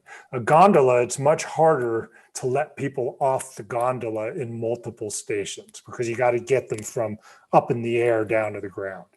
And so far, although both of the proposals were amended recently, given these concerns about a number of concerns, and the gondola can open its doors at any of the towers and let people out and descend to the ground. But then there are ADA questions if it's just a staircase, right? So Have I given you more detail than you wanted, Sheridan? No, I welcome as much as I can learn. My brief reading of their recommendation seemed predicated on the idea that unlimited people in Little Cottonwood was a great goal. I think there are interests that like the idea of lots more access, and that's certainly an interest of certain parties. That is not universally believed in, and both the gondola and the train could be used if enough of the ridership were on those devices. You could manage the number of people in the canyon by the frequency of service and by the number of train cars or the number of gondola cars. But still with road access for all cars as well. Possibly. Sorry, I'm just trying to problematize it. It is a problem that detail has not been specified. The UDOT charge is to come up with a plan that can reduce the number of cars by 30% in 2050. And I think it is. And Chris, you know some of these details, so jump in if I get something wrong. And then there is a lot of discussion about the inadequacy of a 30% reduction in the number of, and it gets complicated because are we talking about a 30% reduction in the number of cars, or are we talking about a reduction of 30% in the number of people who arrive by cars? Those are different things. And I'm finding that the precision of the discussion could definitely be improved. I'll give you one example. UDOT didn't have a very good answer to the question of what do you mean by reliability of service? And I'm willing to bet you if you asked a rocket scientist like one of our community members, he'd have a very specific definition of what he means by reliability of a device. And, the idea that it's going to take 54 minutes to come up that Little Cottonwood Canyon in a bus. And I asked the question of what's the 95% confidence interval around that estimate? And they were like, I was talking to an engineer. He certainly knew what I was asking him, but he wouldn't answer the question. So. Well, thank you for your hard work for our community on it. Thank you. Yeah, it's been, I look at my calendar and the CWC is the calendar hog, I guess I would say. Anyway, I'll let you know what happens tomorrow or what Friday. I'm not looking at my calendar right this second when I meet with the staff who, and a short answer, Sheridan, to your question about, well, why are they promoting a train is they like trains. And the executive director of the CWC has liked trains for a very long time. So this is the last thing I'll say. It reminded me of a proposal that almost passed in Vermont in the 1930s to put a highway on the top of the Green Mountain Range. And it very, very narrowly did not pass. Kind of like the Blue Ridge Parkway. Yeah. Well, one of the CWC commissioners keeps talking about how the Swiss 110 years ago or something decided to build their train system out. And it is a remarkable thing in Switzerland.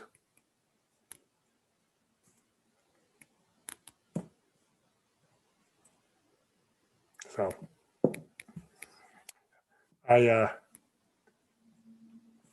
Switzerland and the United States have certain things in common and certain things that are very much not alike. And I remember being in a train on the platform in Zurich, and they have those clocks that are very famous faces on them, and it got to be the time.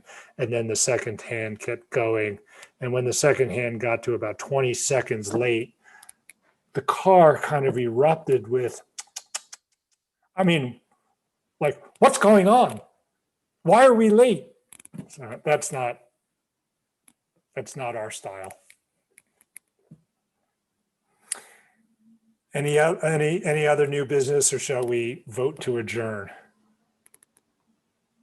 Okay, all those in favor of adjourning, please say aye. Aye. Okay, all right. Thanks. Bye.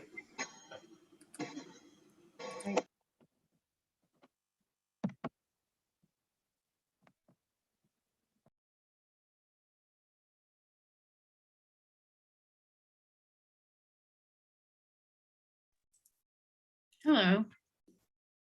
I've stopped my recording.